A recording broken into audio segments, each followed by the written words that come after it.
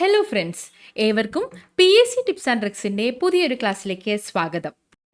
ഇന്ന് SCRT ക്ലാസ്സുകളിൽ 7ാം ക്ലാസ്സിൽ തന്നെ ഇന്നലെ നമ്മൾ പഠിച്ച കാർഷിക വിളകൾ അതുമായി ബന്ധപ്പെട്ട കുറച്ച് കാര്യങ്ങളും പറഞ്ഞിട്ടുണ്ടായിരുന്നു. അതിൻ്റെ തുടർച്ചയെന്നോണം ഭക്ഷ്യോൽപാദനം മുതൽ ഭക്ഷ്യസുരക്ഷ വരെ എന്ന ഈ ഒരു ചാപ്റ്ററാണ് നമ്മൾ പഠിക്കാൻ പോകുന്നത്.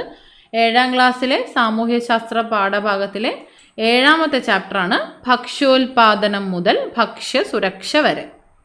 ചാപ്റ്ററിൻ്റെ ആദ്യ ഭാഗത്ത് തന്നെ ഒരു ഡയറി കുറിപ്പാണ് തന്നിട്ടുള്ളത്. തെളിഞ്ഞ ആകാശത്തിന് കീഴിലായി പച്ച വിരിച്ചതുപോലെ ഒരു വയൽ. നെൽമണികൾ ചെറുകാറ്റിൽ പതിയെ തലയാട്ടി നിൽക്കുന്നത് കാണാൻ തന്നെ എന്ത് രസമാ. ഇന്ന് അവധിയായതിനാൽ അച്ഛനോടും അമ്മയോടുമൊപ്പം ഞാനും ചേച്ചിയും കൂടെ കൃഷി ചെയ്യാൻ ഇറങ്ങി. നെല്ല് മാത്രമല്ല, തൊട്ടടുത്ത് പച്ചക്കറി കൃഷിയുമുണ്ട്. വഴുതന, കത്തിരി, പയർ, പടവലം, വെണ്ട, ചീര, ചേന, ചേമ്പ് തുടങ്ങി മിക്കവാറും എല്ലാ പച്ചക്കറികളുമുണ്ട്. വിളവെടുക്കാൻ പാകത്തിന് നിൽക്കുന്ന തോട്ടത്തിൻ്റെ കാഴ്ച എന്നെ അമ്പരപ്പിച്ചു. പതിവിലും അധികം വിളകളുമായിട്ടാണ് ഇന്ന് ഞങ്ങൾ വീട്ടിൽ തിരിച്ചെത്തിയത്. വീട്ടാവശ്യത്തിനുള്ള ഭക്ഷ്യവസ്തുക്കളിലേറെയും സ്വയം ഉൽപ്പാദിപ്പിച്ച് ഉപയോഗിക്കുന്ന ശീലം പണ്ട് മുതലേ അച്ഛൻ്റെ പതിവാണ്. കുറച്ചധികം പച്ചക്കറികൾ ലഭിച്ചതുകൊണ്ട് അതിലും കുറച്ച് കീർത്തി ചേച്ചിയുടെ വീട്ടിൽ പിന്നെയുള്ളത് ചന്തയിലേക്കും അമ്മ കൊണ്ടുപോയി. അപ്പോൾ കുറിപ്പിൽ ഇതാണ് പറഞ്ഞിട്ടുള്ളത്. നിത്യോപയോഗത്തിനാവശ്യമായ എന്തൊക്കെ ഭക്ഷ്യവസ്തുക്കളാണ് ഇവർ കൃഷി ചെയ്യുന്നത്? ഒരുവിധപ്പെട്ട എല്ലാ പച്ചക്കറികളും ഇവർ കൃഷി ചെയ്യുന്നുണ്ട്. അപ്പോൾ അത്തരത്തിൽ നിത്യോപയോഗത്തിനാവശ്യമായിട്ടുള്ള ഭക്ഷ്യവസ്തുക്കൾ കൃഷി ചെയ്യുന്നു.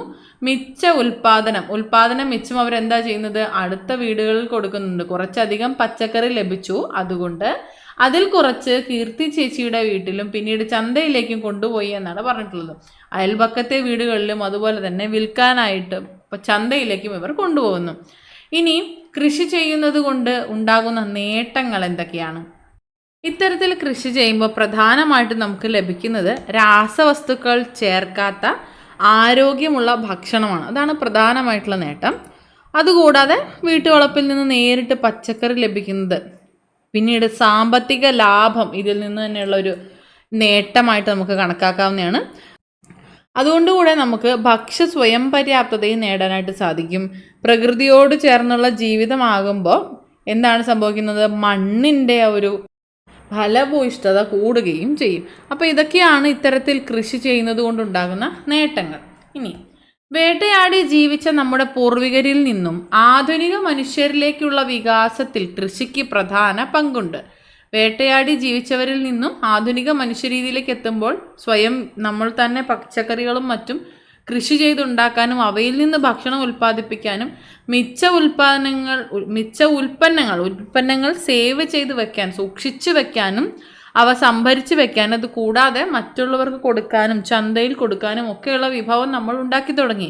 അതെല്ലാം സംഭവിച്ചത് കൃഷിയിൽ നിന്നാണ്. അപ്പോൾ പ്രധാനപ്പെട്ട പങ്ക് കൃഷിക്ക് തന്നെയാണ്. കൃഷി ചെയ്ത് ജീവിക്കാൻ ആരംഭിച്ചതോടുകൂടിയാണ് കുടുംബം, കൂട്ടായ്മ, ഗ്രാമം, പട്ടണം തുടങ്ങി സാമൂഹിക ജീവിതത്തിനാവശ്യമായ സംവിധാനങ്ങൾ രൂപപ്പെട്ടു തുടങ്ങിയത്. ഉപജീവനത്തെ അടിസ്ഥാനമാക്കി ചിട്ടപ്പെടുത്തിയ കാർഷിക ശൈലിയിൽ നിന്നും കാലക്രമേണ മനുഷ്യർ കമ്പോളത്തിൽ അടിസ്ഥാനമാക്കിയുള്ള കൃഷിയിലേക്ക് മാറി. ആദ്യം നമ്മൾ പറഞ്ഞു കൃഷിയുടെ പ്രാധാന്യം എത്രത്തോളം ഉണ്ടെന്ന്. അത്തരത്തിൽ കൃഷി ചെയ്യാൻ വേണ്ടി ഒരിടത്ത് കൂട്ടം കൂടി താമസിച്ച് ജീവിക്കാൻ തുടങ്ങിയ സമയത്താണ് കുടുംബം എന്ന ആശയം ഉണ്ടാകുന്നത്. തുടർന്നാണ് കൂട്ടായ്മ, ഗ്രാമം, പട്ടണം തുടങ്ങിയ സാമൂഹിക ജീവിതത്തിന് ആവശ്യമായിട്ടുള്ള സംവിധാനങ്ങളൊക്കെ രൂപപ്പെട്ട് വന്നിട്ടുള്ളത്.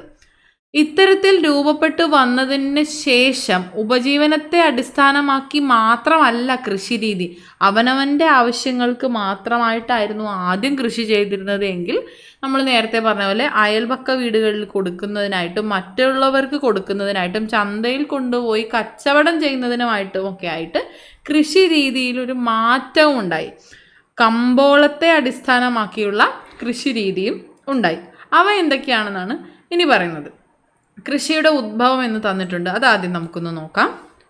അലഞ്ഞു തിരിഞ്ഞ് നടന്നിരുന്ന മനുഷ്യർ ഏതാണ്ട് 7000 BCയിലാണ് കൃഷി ചെയ്യാൻ ആരംഭിച്ചത്. മെസപ്പട്ടോമിയ, തുർക്കി, ഈജിപ്ത്, പടിഞ്ഞാറൻ ഏഷ്യ, യൂറോപ്പ് എന്നിവിടങ്ങളിലൊക്കെ വിവിധ കാലങ്ങളിൽ മനുഷ്യർ കൃഷി ചെയ്യാൻ ആരംഭിച്ചിരുന്നു. അലഞ്ഞു തിരിഞ്ഞു നടന്നിരുന്ന മനുഷ്യർ ഏതാണ്ട് 7000 BCE വർഷത്തിന് മുന്നേ തന്നെ കൃഷി ചെയ്യാൻ ആരംഭിച്ചിട്ടുണ്ടായിരുന്നു എന്നുള്ളത് നമ്മൾ മനസ്സിലാക്കണം. മെസപ്പൊട്ടോമിയ, തുർക്കി, ഈജിപ്റ്റ്, പടിഞ്ഞാറൻ ഏഷ്യ, യൂറോപ്പ് എന്നിവിടങ്ങളിലൊക്കെ വിവിധ കാലങ്ങളിലായിട്ട് മനുഷ്യർ കൃഷി ചെയ്തിട്ടുണ്ടായിരുന്നു. ഏതാണ്ട് 3000 BCEയിൽ സിന്ധു നദീതട നാഗരികതയോട് ചേർന്നാണ് ഇന്ത്യയിൽ കാർഷിക സംസ്കാരം നിലവിൽ വന്നത് അല്ലെങ്കിൽ വളർന്നു വന്നത്. ഈ ഒരു കാലഘട്ടത്തിലായപ്പോൾ സിന്ധു നദീക്കരയിൽ മനുഷ്യർ ഒത്തുചേരുകയും അവിടെ കൃഷിയും മറ്റു കാര്യങ്ങളും ആരംഭിക്കുകയും നേരത്തെ നമ്മൾ പറഞ്ഞ പോലെ കുടുംബം, കൂട്ടായ്മ, ഗ്രാമം, പിന്നീടത് പട്ടണം എന്ന നിലയിലൊക്കെ വളരാനായിട്ട് തുടങ്ങി. അത്തരത്തിലാണ് ഇന്ത്യയിൽ ഒരു കാർഷിക സംസ്കാരം വളർന്നു വന്നത്. ഈ നദീതീരത്തെ ഇരട്ട നഗരങ്ങളായ മോഹൻജദോരോയിലും ഹാരപ്പയിലുമാണ് ഗോതമ്പ്, ബാർലി തുടങ്ങിയ ധാന്യങ്ങൾ കൃഷി ചെയ്തിരുന്നത്. ദക്ഷിണേന്ത്യയിൽ പിന്നെയും വളരെ കാലം കഴിഞ്ഞാണ് കൃഷി ആരംഭിച്ചത്. ഇന്ത്യയിൽ ആദ്യം സിന്ധു നദീതട സംസ്കാരത്തോടനുബന്ധിച്ചാണ് മോഹൻജദാരോയിലും ഹാരപ്പയിലുമാണ് ഗോതമ്പ്, ബാർലി തുടങ്ങിയ ധാന്യങ്ങൾ കൃഷി ചെയ്തതായിട്ട് കണ്ടെത്തിയിട്ടുള്ളത്. അതിനുശേഷം വളരെ കാലങ്ങൾ കഴിഞ്ഞിട്ടാണ് ദക്ഷിണേന്ത്യയിൽ നമ്മുടെ നാട്ടിലൊക്കെ കൃഷി ആരംഭിച്ചിട്ടുള്ളത്. ഇങ്ങനെയാണ് കൃഷിയുടെ ഉദ്ഭവം എന്നത് പറയപ്പെടുന്നത്. ഇനി ഉപജീവന മാർഗത്തിലേക്ക് വരികയാണെങ്കിൽ കർഷകർ തങ്ങളുടെ കുടുംബത്തിൻ്റെ ഉപജീവനത്തിനാവശ്യമായ ഉൽപ്പന്നങ്ങൾ മാത്രം ഉൽപ്പാദിപ്പിച്ച് ഉപയോഗിക്കുന്ന രീതിയാണ് ഉപജീവന രീതി എന്ന് പറയുന്നത്. അവനവൻ്റെ ആവശ്യത്തിന് വേണ്ടി മാത്രം ഭക്ഷ്യ സ്വയം പര്യാപ്തത കൈവരിക്കുന്നതിന്, അതുപോലെ വിഷരഹിതമായ ഉൽപ്പന്നങ്ങളുടെ ഉപഭോഗത്തിൽ നിന്ന് അവനവൻ്റെ കുടുംബത്തെ രക്ഷിക്കുന്നതിന് വേണ്ടിയിട്ട് പരമ്പരാഗത കാർഷിക ഉപകരണങ്ങളുടെ ഉപയോഗം ഇവയെല്ലാം ഉൾപ്പെടുത്തുന്നതാണ് ഈ ഉപജീവന കൃഷി എന്ന് പറയുന്നത്. അവനവൻ്റെ കാര്യത്തിന് ഭക്ഷ്യ സ്വയം പര്യാപ്തത കൈവരിച്ച് തങ്ങളുടെ കുടുംബത്തിനാവശ്യമായിട്ടുള്ള ഉപജീവനത്തിനാവശ്യമായിട്ടുള്ള ഉൽപ്പന്നങ്ങൾ മാത്രം ഉൽപ്പാദിപ്പിക്കുന്ന രീതിയാണ് ഉപജീവന കൃഷി എന്ന് പറയുന്നത്. ലാഭം നേടുക എന്നത് ഈ കൃഷി രീതിയുടെ പ്രാഥമിക ലക്ഷ്യമല്ല. ഭക്ഷ്യ സ്വയം പര്യാപ്തത മാത്രമാണ് ലക്ഷ്യം. ലാഭം നേടുക എന്നത് ലക്ഷ്യമായിട്ട് കണക്കാക്കുന്നില്ല. എന്നാൽ ചില അവസരങ്ങളിൽ മിച്ചം വരുന്ന കാർഷികോൽപ്പന്നങ്ങൾ മറ്റ് ആവശ്യങ്ങൾ നിറവേറ്റുന്നതിനായിട്ട് വിൽക്കുകയും ചെയ്യുന്നു. ചില സാഹചര്യങ്ങളിൽ ഈ ഉൽപ്പന്നങ്ങൾ വിൽക്കാറുമുണ്ട്. പരമ്പരാഗത കാർഷിക ഉപകരണങ്ങളാണ് ഈ കൃഷി രീതിയിൽ കൂടുതലായി ഉപയോഗിക്കുന്നത്. ഉപജീവന കൃഷി എന്ന് പറയുമ്പോൾ പരമ്പരാഗത കാർഷിക ഉപകരണങ്ങളാണ് ഈ കൃഷി രീതിയിൽ കൂടുതലായി ഉപയോഗിക്കുന്നത്. ഇനി സമ്മിശ്ര കൃഷി. സമ്മിശ്ര കൃഷി എന്താണ്? പലതരം കാർഷിക വിളകളുടെ അല്ലെങ്കിൽ കൃഷികളുടെ സംയോജനമാണ് സമ്മിശ്ര കൃഷി. ഒരു നിശ്ചിത കൃഷിയിടത്തിൽ ഒരേ സമയം ഒന്നിലധികം വിളകൾ കൃഷി ചെയ്യുന്നതാണ് സമ്മിശ്ര കൃഷി എന്ന് പറയുന്നത്. ഇതിനോടൊപ്പം തന്നെ കന്നുകാലി വളർത്തൽ, കോഴി വളർത്തൽ, മീൻ വളർത്തൽ തുടങ്ങിയവയും സംയോജിപ്പിച്ച് ചെയ്യാവുന്നതാണ്. ഒരേ സ്ഥലത്തിൽ ഒരേ കൃഷിയിടത്തിൽ തന്നെ ഒരേ സമയം ഒന്നിലധികം വിളകൾ കൃഷി ചെയ്യുന്നതാണ് സമ്മിശ്ര കൃഷി. കൃഷി ചെയ്യുന്നത് മാത്രമല്ല, അതോടൊപ്പം കന്നുകാലി വളർത്തലും കോഴി വളർത്തൽ, മീൻ വളർത്തൽ തുടങ്ങിയവയും സംയോജിപ്പിച്ച് ചെയ്യാവുന്നതാണ്. അതായത് താരതമ്യേന തൊഴിലാളികളുടെ എണ്ണം കുറയുന്ന സാഹചര്യത്തിൽ സമ്മിശ്ര കൃഷി ചെയ്യാവുന്നതാണ്. അതുകൂടാതെ വൈവിധ്യമാർന്ന ഭക്ഷ്യോൽപാദനങ്ങളുടെ ലഭ്യതയ്ക്കും സമ്മിശ്ര കൃഷി സഹായകമാണ്. പലതരം കൃഷികളുടെ സംയോജനം നടക്കുമ്പോൾ വൈവിധ്യമാർന്ന ഭക്ഷ്യോൽപാദനങ്ങളുടെ ലഭ്യതയും സംഭവിക്കുന്നു. ഇനി ഇതെങ്ങനെയാണ്, എന്തൊക്കെയാണ് ഇതിൻ്റെ ഗുണങ്ങളെന്ന് നോക്കുകയാണെങ്കിൽ താരതമ്യേന ചെലവ് കുറവാണ് സമ്മിശ്രമായിട്ടായതുകൊണ്ട്. കന്നുകാലികൾക്കുള്ള തീറ്റ കൃഷിയിൽ നിന്ന് തന്നെ ലഭിക്കും. കൃഷിക്ക് ആവശ്യമായിട്ടുള്ള വളം കന്നുകാലികളിൽ നിന്ന് തിരിച്ചും ലഭിക്കും. കന്നുകാലികൾക്കുള്ള തീറ്റ കൃഷിയിൽ നിന്ന് ലഭിക്കുന്നു. കൃഷിക്ക് ആവശ്യമായിട്ടുള്ള വളം കന്നുകാലികൾക്ക് തിരിച്ചും കന്നുകാലികളിൽ നിന്ന് തിരിച്ചും ലഭിക്കുന്നു. അപ്പോൾ അതൊരു മ്യൂച്വൽ അണ്ടർസ്റ്റാൻഡിങ്ങിൽ പോകുന്നത് കൊണ്ട് തന്നെ അത് സമ്മിശ്ര കൃഷിക്ക് വളരെ ഗുണകരമായിട്ടുള്ള കാര്യമാണ്. അപ്പോൾ ഈ ഒരു കൃഷി കുറച്ചധികം ചെലവ് നമുക്ക് ചുരുക്കി തരുന്നതായിരിക്കും. അപ്പോൾ താരതമ്യേന ചെലവ് കുറവായിരിക്കും. ഇനി തോട്ടവിള കൃഷി പരമ്പരാഗത രീതിയിൽ നെല്ലും മറ്റ് ഭക്ഷ്യധാന്യങ്ങളും മാത്രം കൃഷി ചെയ്തിരുന്ന കർഷകർ ബ്രിട്ടീഷുകാരുടെ വരവോടെ വിശാലമായ പ്രദേശത്ത് വൻതോതിൽ തോട്ടവിളകളായ തേയില, കാപ്പി, ഗ്രാമ്പൂ, ഏലം, കുരുമുളക് തുടങ്ങിയവ കൃഷി ചെയ്യാനായിട്ട് ആരംഭിച്ചു.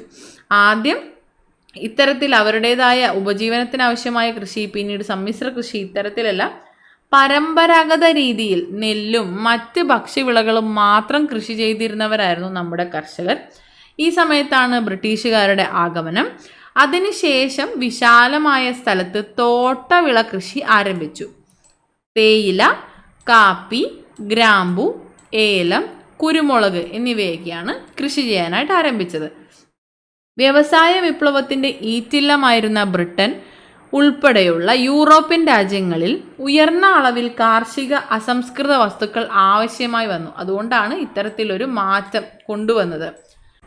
അതിനായി 19-ാം നൂറ്റാണ്ടിൻ്റെ ആരംഭത്തോടെ കോളനി രാജ്യങ്ങളിൽ അവർ തോട്ടവിളകൾ പ്രോത്സാഹിപ്പിച്ചു. നമ്മുടെ രാജ്യം ഇത്തരത്തിലുള്ള കൃഷിക്ക് അനുയോജ്യമാണ് എങ്കിൽ കൂടി അവരുടെ ആവശ്യം, അവർക്ക് കാർഷിക അസംസ്കൃത വസ്തുക്കൾ ഉയർന്ന അളവിൽ ആവശ്യമായിരുന്നു. ബ്രിട്ടൻ ഉൾപ്പെടെയുള്ള യൂറോപ്യൻ രാജ്യങ്ങളിൽ ഉയർന്ന അളവിൽ കാർഷിക അസംസ്കൃത വസ്തുക്കൾ ആവശ്യമായിരുന്നു. അതുകൊണ്ട് തന്നെ കോളനി രാജ്യങ്ങളിൽ അവർ എന്ത് ചെയ്തു? തോട്ടവിളകൾ പ്രോത്സാഹിപ്പിച്ചു. ദീർഘവരുമാനവും താരതമ്യേന കുറഞ്ഞ ഉൽപാദന ചെലവ് മാത്രമുള്ള കൃഷിരീതിയാണ് ഈ പറഞ്ഞ തോട്ടവിള കൃഷി. ദീർഘവരുമാനം ലഭിക്കുന്നു, താരതമ്യേന വിശാലമായ കൃഷിസ്ഥലവുമാണ് തോട്ടവിള കൃഷിക്ക്. അടുത്തത് വാണിജ്യവിളയാണ്. വാണിജ്യവിള കാർഷിക ഉൽപ്പന്നങ്ങൾ വാണിജ്യ അടിസ്ഥാനത്തിൽ വൻതോതിൽ ഉൽപ്പാദിപ്പിക്കുന്നതാണ് വാണിജ്യവിള കൃഷി എന്ന് പറയുന്നത്. ആധുനിക സാങ്കേതിക വിദ്യ പ്രയോജനപ്പെടുത്തിക്കൊണ്ട് ചെയ്യുന്ന കൃഷിരീതിയാണ് വാണിജ്യവിള കൃഷികൾ എന്ന് പറയുന്നത്. കാർഷിക ഉൽപ്പന്നങ്ങൾ വാണിജ്യ ആവശ്യങ്ങൾക്കാണ് പ്രധാനമായിട്ടും ഉദ്ദേശിക്കുന്നത്. അതിനുവേണ്ടി വൻതോതിലാണ് ഉപയോഗിക്കുന്നത്. ഉപജീവന മാർഗത്തിന് വേണ്ടിയൊന്നല്ല, വാണിജ്യ ആവശ്യങ്ങൾക്കായിട്ടാണ്. അതുകൊണ്ട് തന്നെ വൻതോതിൽ ഉൽപ്പാദിപ്പിക്കുന്ന രീതിയാണ് വാണിജ്യവിള കൃഷി എന്ന് പറയുന്നത്. വ്യവസായശാലകളിൽ ഉപയോഗിക്കുന്ന കാർഷിക അസംസ്കൃത വസ്തുക്കൾ പ്രദാനം ചെയ്യുന്നതിൽ വാണിജ്യവിള കൃഷിയുടെ പങ്ക് വളരെ വലുതാണ്. വ്യവസായശാലകളിൽ ഉപയോഗിക്കുന്ന കാർഷിക അസംസ്കൃത വസ്തുക്കൾ നൽകുന്നതിൽ വാണിജ്യവിള കൃഷി വളരെ വലിയ പങ്ക് വഹിക്കുന്നു. ഉയർന്ന മൂലധന നിക്ഷേപവും ആധുനിക സാങ്കേതിക വിദ്യയുടെ ഉപയോഗവും ആവശ്യമായി വരുന്ന ഒരു കൃഷി കൂടിയാണ് ഇത്. ഉയർന്ന മൂലധനത്തിൻ്റെ നിക്ഷേപം ആവശ്യമായിട്ടുണ്ട്. അതുകൂടാതെ ആധുനിക സാങ്കേതിക വിദ്യയുടെ ഉപയോഗവും ഈ കൃഷിക്ക് ആവശ്യമായി വരുന്നു. വാണിജ്യാടിസ്ഥാനത്തിലായതുകൊണ്ട് ഇവയെല്ലാം വളരെ അത്യാവശ്യമുള്ള ഘടകങ്ങളാണ്. ഇനി ഏതൊക്കെയാണ് വാണിജ്യ വിളകൾ? പ്രധാനമായും റബ്ബർ, കരിമ്പ്, പരുത്തി, ചണം തുടങ്ങിയവ വാണിജ്യ വിളകൾക്ക് ഉദാഹരണങ്ങളാണ്. റബ്ബർ, കരിമ്പ്, പരുത്തി, ചണം. ഇവയൊന്ന് ക്രോഡീകരിച്ച് തന്നിട്ടുണ്ട്. നമ്മൾ 4 തരത്തിലാണ് പഠിച്ചിട്ടുള്ളത്. ഒന്ന്, ഉപജീവന കൃഷി. സ്വന്തം ഉപയോഗത്തിന് മാത്രമായി, സ്വന്തം ഉപയോഗത്തിന് ആവശ്യമായ ഉൽപ്പാദനം നടത്തുന്നതാണ് ഉപജീവന കൃഷി. ചെറിയ ഇടങ്ങളിലും കൃഷി ചെയ്യാനായിട്ട് സാധിക്കും എന്നതാണ് ഉപജീവന കൃഷിയുടെ പ്രത്യേകത. ചെറിയ ഇടങ്ങളിലും കൃഷി ചെയ്യാനായി സാധിക്കും. അതുപോലെ ഭക്ഷ്യ സ്വയം പര്യാപ്തത കൈവരിക്കാൻ ഉപജീവന കൃഷി സഹായിക്കും. പരമ്പരാഗത കാർഷിക ഉപകരണങ്ങളാണ് കൂടുതലായും ഉപജീവന കൃഷിയിൽ ഉപയോഗിക്കുന്നത്. ഇനി സമ്മിശ്ര കൃഷിയിലേക്ക് വരുമ്പോൾ ഒരേ വളം തന്നെ ഒന്നിലധികം കൃഷികൾക്ക് പ്രയോജനപ്പെടുന്നു. സമ്മിശ്രമായിട്ടാണല്ലോ കൃഷി ചെയ്യുന്നത്. അപ്പോൾ ഇവയ്ക്കെല്ലാം തന്നെ ഒരേ വളം മതിയാകും. അതുപോലെ തന്നെ ഉൽപാദന ചെലവ് വളരെ കുറവാണ്. പിന്നീട് നമ്മൾ പറഞ്ഞത് പലതരം കൃഷികളുടെ സംയോജനമാണല്ലോ സമ്മിശ്ര കൃഷി. പലതരം കൃഷികളുടെ സംയോജനം ഒരുമിച്ച് നടക്കുന്നു. അതുകൊണ്ട് തന്നെ വൈവിധ്യമാർന്ന ഭക്ഷ്യോൽപ്പന്നങ്ങളുടെ ലഭ്യതയും സമ്മിശ്ര കൃഷിയിൽ നിന്ന് ലഭ്യമാണ്. തോട്ടവിള കൃഷിയിലേക്ക് വരുമ്പോൾ താരതമ്യേന കുറഞ്ഞ ഉൽപാദന ചെലവാണ് തോട്ടവിളയ്ക്ക്. അതുകൂടാതെ തോട്ടവിള വൻതോതിലുള്ള ഉൽപാദനമാണ് നടത്തുന്നത്. ഇതിൽ നിന്ന് ദീർഘകാലത്തിലുള്ള വരുമാനം ലഭിക്കുന്നു. ഇത്തരത്തിലുള്ള കൃഷികൾ താരതമ്യേന വിശാലമായ കൃഷിസ്ഥലത്തിലാണ് ചെയ്യുന്നത്. വാണിജ്യവിള ഉയർന്ന മൂലധന നിക്ഷേപം ആവശ്യമായിട്ടുള്ള കൃഷിരീതിയാണ് വാണിജ്യവിള കൃഷി എന്ന് പറയുന്നത്.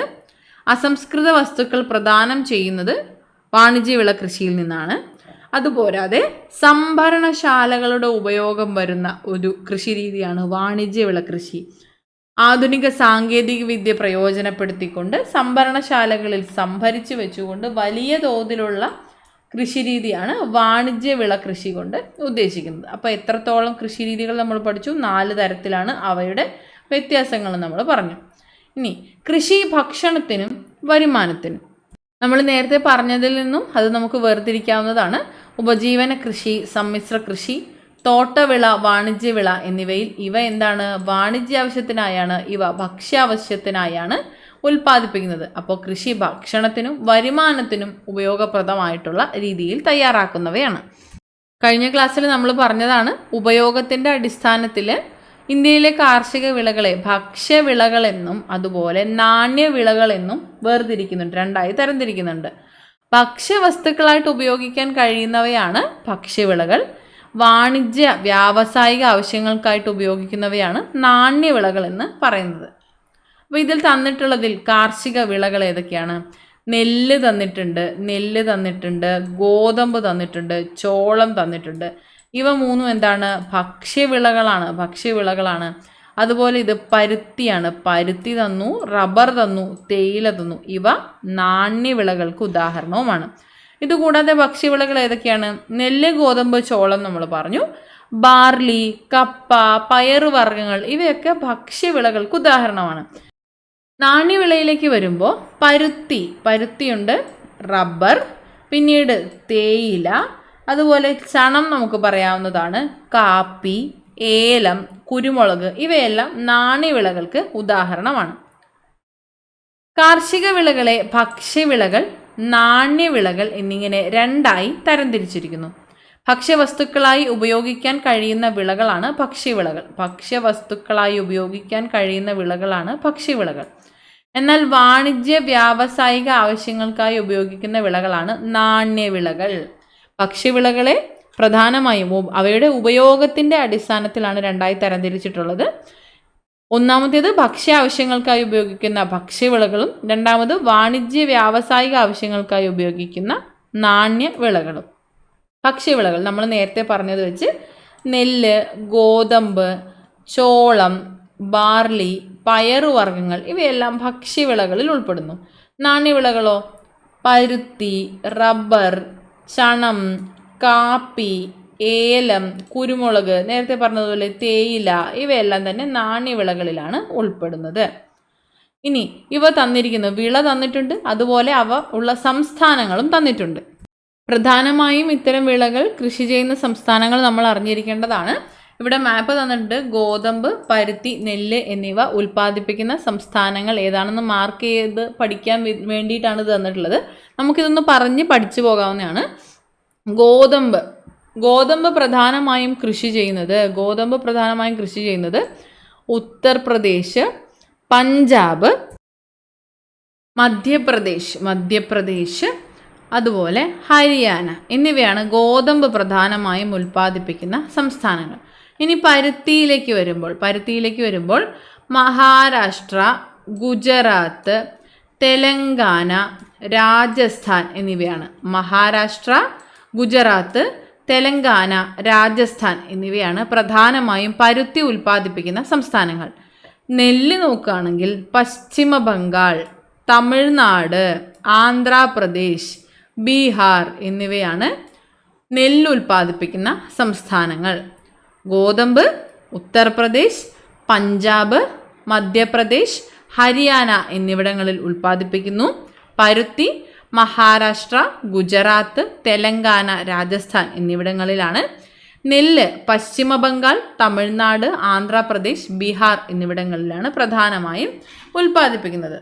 വൈവിധ്യമാർന്ന കാർഷിക വിളകൾ ഇന്ത്യയുടെ സവിശേഷതയാണ്. വ്യത്യസ്തങ്ങളായ ഇത്തരം കാർഷിക വിളകൾ ഇന്ത്യയിൽ കൃഷി ചെയ്യുന്നതിന് അനുകൂലമായ ഭൂമിശാസ്ത്ര ഘടകങ്ങളുണ്ട്. അവ ഏതൊക്കെയാണ്? വ്യത്യസ്തങ്ങളായിട്ടുള്ള കാർഷിക വിളകളാണ്, വ്യത്യസ്തങ്ങളായിട്ടുള്ള സ്ഥലങ്ങളിലാണ് ഇവ കൃഷി ചെയ്യുന്നത്. അതിന് പ്രധാനമായിട്ടുള്ള കാരണം എന്താണ്?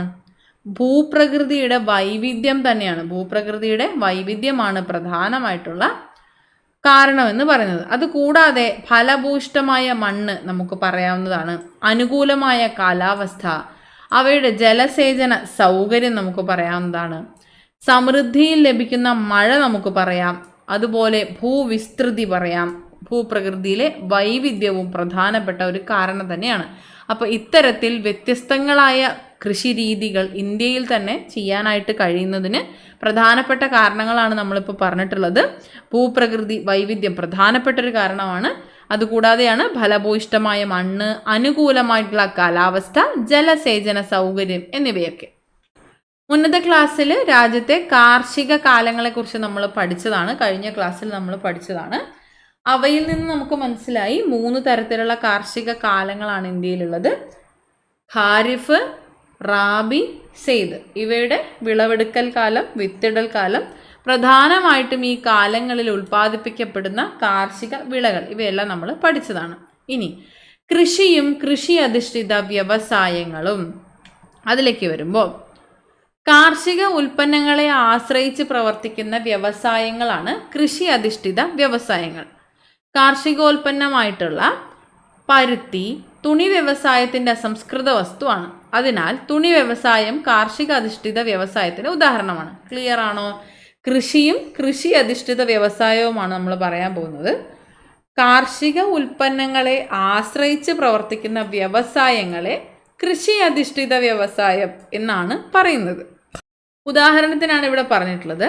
പരുത്തി എന്നതൊരു കാർഷിക ഉൽപ്പന്നമാണ്. ഇത്തരത്തിലുള്ള പരുത്തി ഉപയോഗിച്ചാണ് തുണി വ്യവസായത്തിൽ ഉപയോഗിക്കുന്നത്. തുണി വ്യവസായത്തിൻ്റെ അസംസ്കൃത വസ്തു എന്ന് പറയുന്നത് തന്നെ പരുത്തിയാണ്. അതുകൊണ്ട് തുണി വ്യവസായം എന്താണ്? ഒരു കൃഷി അധിഷ്ഠിത വ്യവസായത്തിന് ഉദാഹരണമാണ്. അതുപോലെ റബ്ബർ, കരിമ്പ് തുടങ്ങിയ കാർഷിക ഉൽപ്പന്നങ്ങൾ വിവിധ വ്യവസായങ്ങളുടെ അസംസ്കൃത വസ്തുവായിട്ട് ഉപയോഗിക്കുന്നുണ്ട്. അപ്പോൾ അത്തരത്തിലാണ് കൃഷി അധിഷ്ഠിത വ്യവസായങ്ങൾ എന്ന് പറയുന്നത്. ഇനി ഏതൊക്കെയാണ് കാർഷികോൽപ്പന്നങ്ങൾ, അവയുമായി ബന്ധപ്പെട്ട കൃഷി അധിഷ്ഠിത വ്യവസായങ്ങൾ ഏതൊക്കെയാണെന്നാണ് ടേബിളിൽ തന്നിട്ടുള്ളത്. നമ്മൾ നേരത്തെ പറഞ്ഞതുപോലെ പരുത്തി തുണി വ്യവസായത്തിൻ്റെ കൃഷി അധിഷ്ഠിത വ്യവസായമായിട്ടുള്ള തുണി വ്യവസായത്തിൻ്റെ ഒരു അസംസ്കൃത വസ്തുവാണ് പരുത്തി എന്ന് പറയുന്നത്. ഇനി കരിമ്പ് ഉപയോഗിച്ചുകൊണ്ടുള്ള, കരിമ്പ് എന്ന കാർഷിക ഉൽപ്പന്നം കൊണ്ടുള്ള വ്യവസായം, കൃഷി അധിഷ്ഠിത വ്യവസായമാണ് പഞ്ചസാര വ്യവസായം. അതുപോലെ നമുക്ക് പറയാം റബ്ബർ അധിഷ്ഠിതമായിട്ടുള്ള വ്യവസായമാണ് ടയർ വ്യവസായം എന്ന് പറയുന്നത്, ടയർ വ്യവസായം. അതുപോലെ തേയില വ്യവസായം, തേയിലയ്ക്ക് തേയില വ്യവസായം എന്നും പറയാം. ധാതു സമ്പത്തിലൂടെ ധാതുക്കളുടെയും ധാതു ഖനനം ചെയ്യുന്ന പ്രദേശങ്ങളുടെയും ചിത്രങ്ങളാണ് ഇവിടെ തന്നിട്ടുള്ളത്. ധാതുക്കൾ എന്നാൽ എന്താണ്? നമ്മുടെ ഭൂമിയുടെ ഭൂവൽക്കത്തിൽ കാണപ്പെടുന്ന ലോഹങ്ങളോ അലോഹങ്ങളോ ആയിട്ടുള്ള സംയുക്തങ്ങളെയാണ് ധാതുക്കൾ എന്ന് പ്രധാനമായിട്ടും പറയുന്നത്. ഭൂവൽക്കത്തിൽ കാണപ്പെടുന്ന ലോഹ അലോഹ സംയുക്തങ്ങളാണ് ധാതുക്കൾ. ധാതുക്കൾ എപ്പോഴും ഖരരൂപത്തിൽ മാത്രമല്ല, ഖര, ദ്രാവക, വാതക, പ്ലാസ്മ എന്നീ അവസ്ഥയിലൊക്കെ കാണപ്പെടുന്നവയാണ് ധാതുക്കൾ എന്ന് പറയുന്നത്. മിക്കവാറും ധാതുക്കളുടെ ധാതു നിക്ഷേപങ്ങളും നമ്മുടെ ഇന്ത്യയിൽ കാണാനായിട്ട് സാധിക്കും. എന്നാൽ അവയുടെ അളവും ഗുണമേന്മയൊക്കെ ഒരുപോലെ ആയിരിക്കില്ല, എല്ലാം വ്യത്യസ്ത രീതിയിലായിരിക്കുമെന്ന് മാത്രമാണ്. അതുകൂടാതെ ഈ ധാതുക്കളെ അടിസ്ഥാനമാക്കിയിട്ട് ഇവിടെ കൃഷി രീതിയുമുണ്ട്. നമ്മൾ നേരത്തെ പറഞ്ഞ പോലെ കാർഷിക രീതി എന്ന് പറയാൻ പറ്റില്ല, ധാതു അധിഷ്ഠിത വ്യവസായശാലകളും ഇവിടെയുണ്ട്. അപ്പോൾ ധാതു കൃഷിയും ഇവിടെ സംഭവിക്കുന്നുണ്ട് എന്ന് വേണം നമ്മൾ മനസ്സിലാക്കാൻ. ധാതുക്കളെ പ്രധാനമായിട്ടും ലോഹധാതുക്കൾ എന്നും അതുപോലെ അലോഹ ധാതുക്കൾ എന്നും രണ്ടായിട്ട് തരംതിരിക്കാറുണ്ട്. ഓക്കെ, അപ്പോൾ ധാതുക്കൾ എന്താണെന്ന് നമ്മൾ പറഞ്ഞത്? ഭൂവൽക്കത്തിൽ കാണപ്പെടുന്ന ലോഹ അലോഹ സംയുക്തങ്ങളെയാണ് ധാതുക്കൾ എന്ന് പറയുന്നത്. ഭൂവൽക്കത്തിൽ കാണപ്പെടുന്ന ലോഹ അലോഹ സംയുക്തങ്ങളാണ് ധാതുക്കൾ എന്ന് പറയുന്നത്. ഭൂവൽക്കത്തിൽ കാണപ്പെടുന്ന ലോഹ അലോഹ സംയുക്തങ്ങളാണ് ധാതുക്കൾ. Haematite, magnetite, calamine, bauxite, cinnabar എന്നിവ ലോഹ ധാതുക്കളാണ്. ഇവയിൽ പലതും ലോഹങ്ങളുടെ വ്യാവസായിക നിർമ്മാണത്തിനാണ് ഉപയോഗിക്കുന്നത്. നമ്മൾ നേരത്തെ പറഞ്ഞതുപോലെ ധാതുക്കളെ 2 തരത്തിൽ വേർതിരിക്കുന്നുണ്ട്. ലോഹധാതുക്കൾ എന്നും അതുപോലെ അലോഹധാതുക്കൾ എന്നും. അത് ലോഹധാതുക്കളെയാണ് ഇവിടെ പറഞ്ഞിട്ടുള്ളത്. Haematite, magnetite, calamine, bauxite, cinnabar എന്നിവയൊക്കെ ലോഹധാതുക്കളാണ്. ഇവയിൽ പലതും ലോഹങ്ങളുടെ വ്യാവസായിക നിർമ്മാണത്തിനായി ഉപയോഗിക്കുന്നു. മൈക്ക, വജ്രം, സിലിക്ക അഥവാ മണൽ തുടങ്ങിയവയൊക്കെ അലോഹ ധാതുക്കളാണ് മൈക്ക, വജ്രം, സിലിക്ക എന്നിവയൊക്കെ. കൽക്കരി, പെട്രോളിയം എന്നിവ ഇന്ധന ധാതുക്കളായിട്ടാണ് കണക്കാക്കുന്നത്. ധാതുക്കളെ പ്രധാന അസംസ്കൃത വസ്തുവായി ഉപയോഗപ്പെടുത്തിയിരുന്നവയാണ് ധാതു അധിഷ്ഠിത വ്യവസായങ്ങൾ.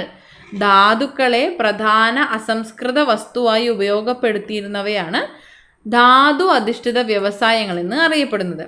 രാജ്യത്തെ ഏറ്റവും വലിയ ധാതു അധിഷ്ഠിത വ്യവസായം ഏതാണ്? ഇരുമ്പുരുക്ക് വ്യവസായമാണ്.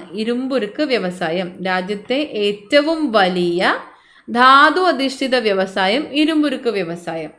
ഇത് വ്യവസായ മേഖലയുടെ നട്ടെല്ലെന്നും പ്രാഥമിക വ്യവസായം എന്നും അറിയപ്പെടുന്നു. ധാതു അധിഷ്ഠിത വ്യവസായങ്ങളുണ്ടെന്നും ധാതുവിനെ അടിസ്ഥാനമാക്കി വ്യവസായശാലകൾ പ്രവർത്തിക്കുന്നുവെന്നും നമ്മളിപ്പോൾ പഠിച്ചു. അങ്ങനെയാണെങ്കിൽ നമ്മുടെ രാജ്യത്ത് ഏതൊക്കെ ധാതു അധിഷ്ഠിത വ്യവസായങ്ങളുണ്ട്? ഒന്നാമത് ഇരുമ്പ് വ്യവസായം. നമ്മുടെ രാജ്യത്തെ ഏറ്റവും വലിയ ധാതു അധിഷ്ഠിത വ്യവസായമാണ് ഇരുമ്പ് വ്യവസായം. പിന്നീട് നമ്മുടെ ഇന്ത്യയിലുള്ളത് ചെമ്പ് വ്യവസായം, അലുമിനിയം വ്യവസായം എന്നിവയൊക്കെയാണ്.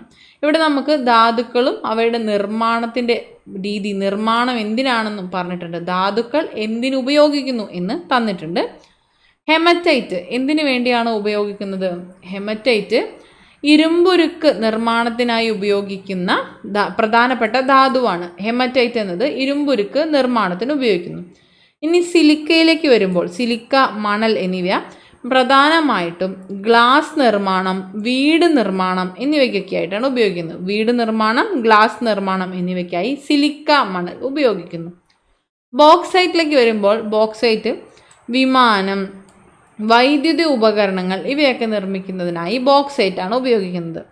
വജ്രം പ്രധാനമായും ആഭരണ നിർമ്മാണത്തിന് വേണ്ടി തന്നെയാണ്, അല്ലാതെ വ്യാവസായിക ഉപയോഗത്തിന് വേണ്ടിയും വജ്രം ഉപയോഗിക്കാറുണ്ട്. വജ്രം, ആഭരണ നിർമ്മാണം, വ്യാവസായിക ഉപയോഗം.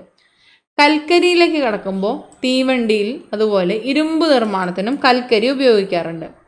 പെട്രോളിയം വാഹന ഇന്ധനമായിട്ടാണ് പ്രധാനമായും ഉപയോഗിക്കുന്നത്. പെയിന്റ് നിർമ്മാണത്തിനും പെട്രോളിയം ഉപയോഗിക്കാറുണ്ട്.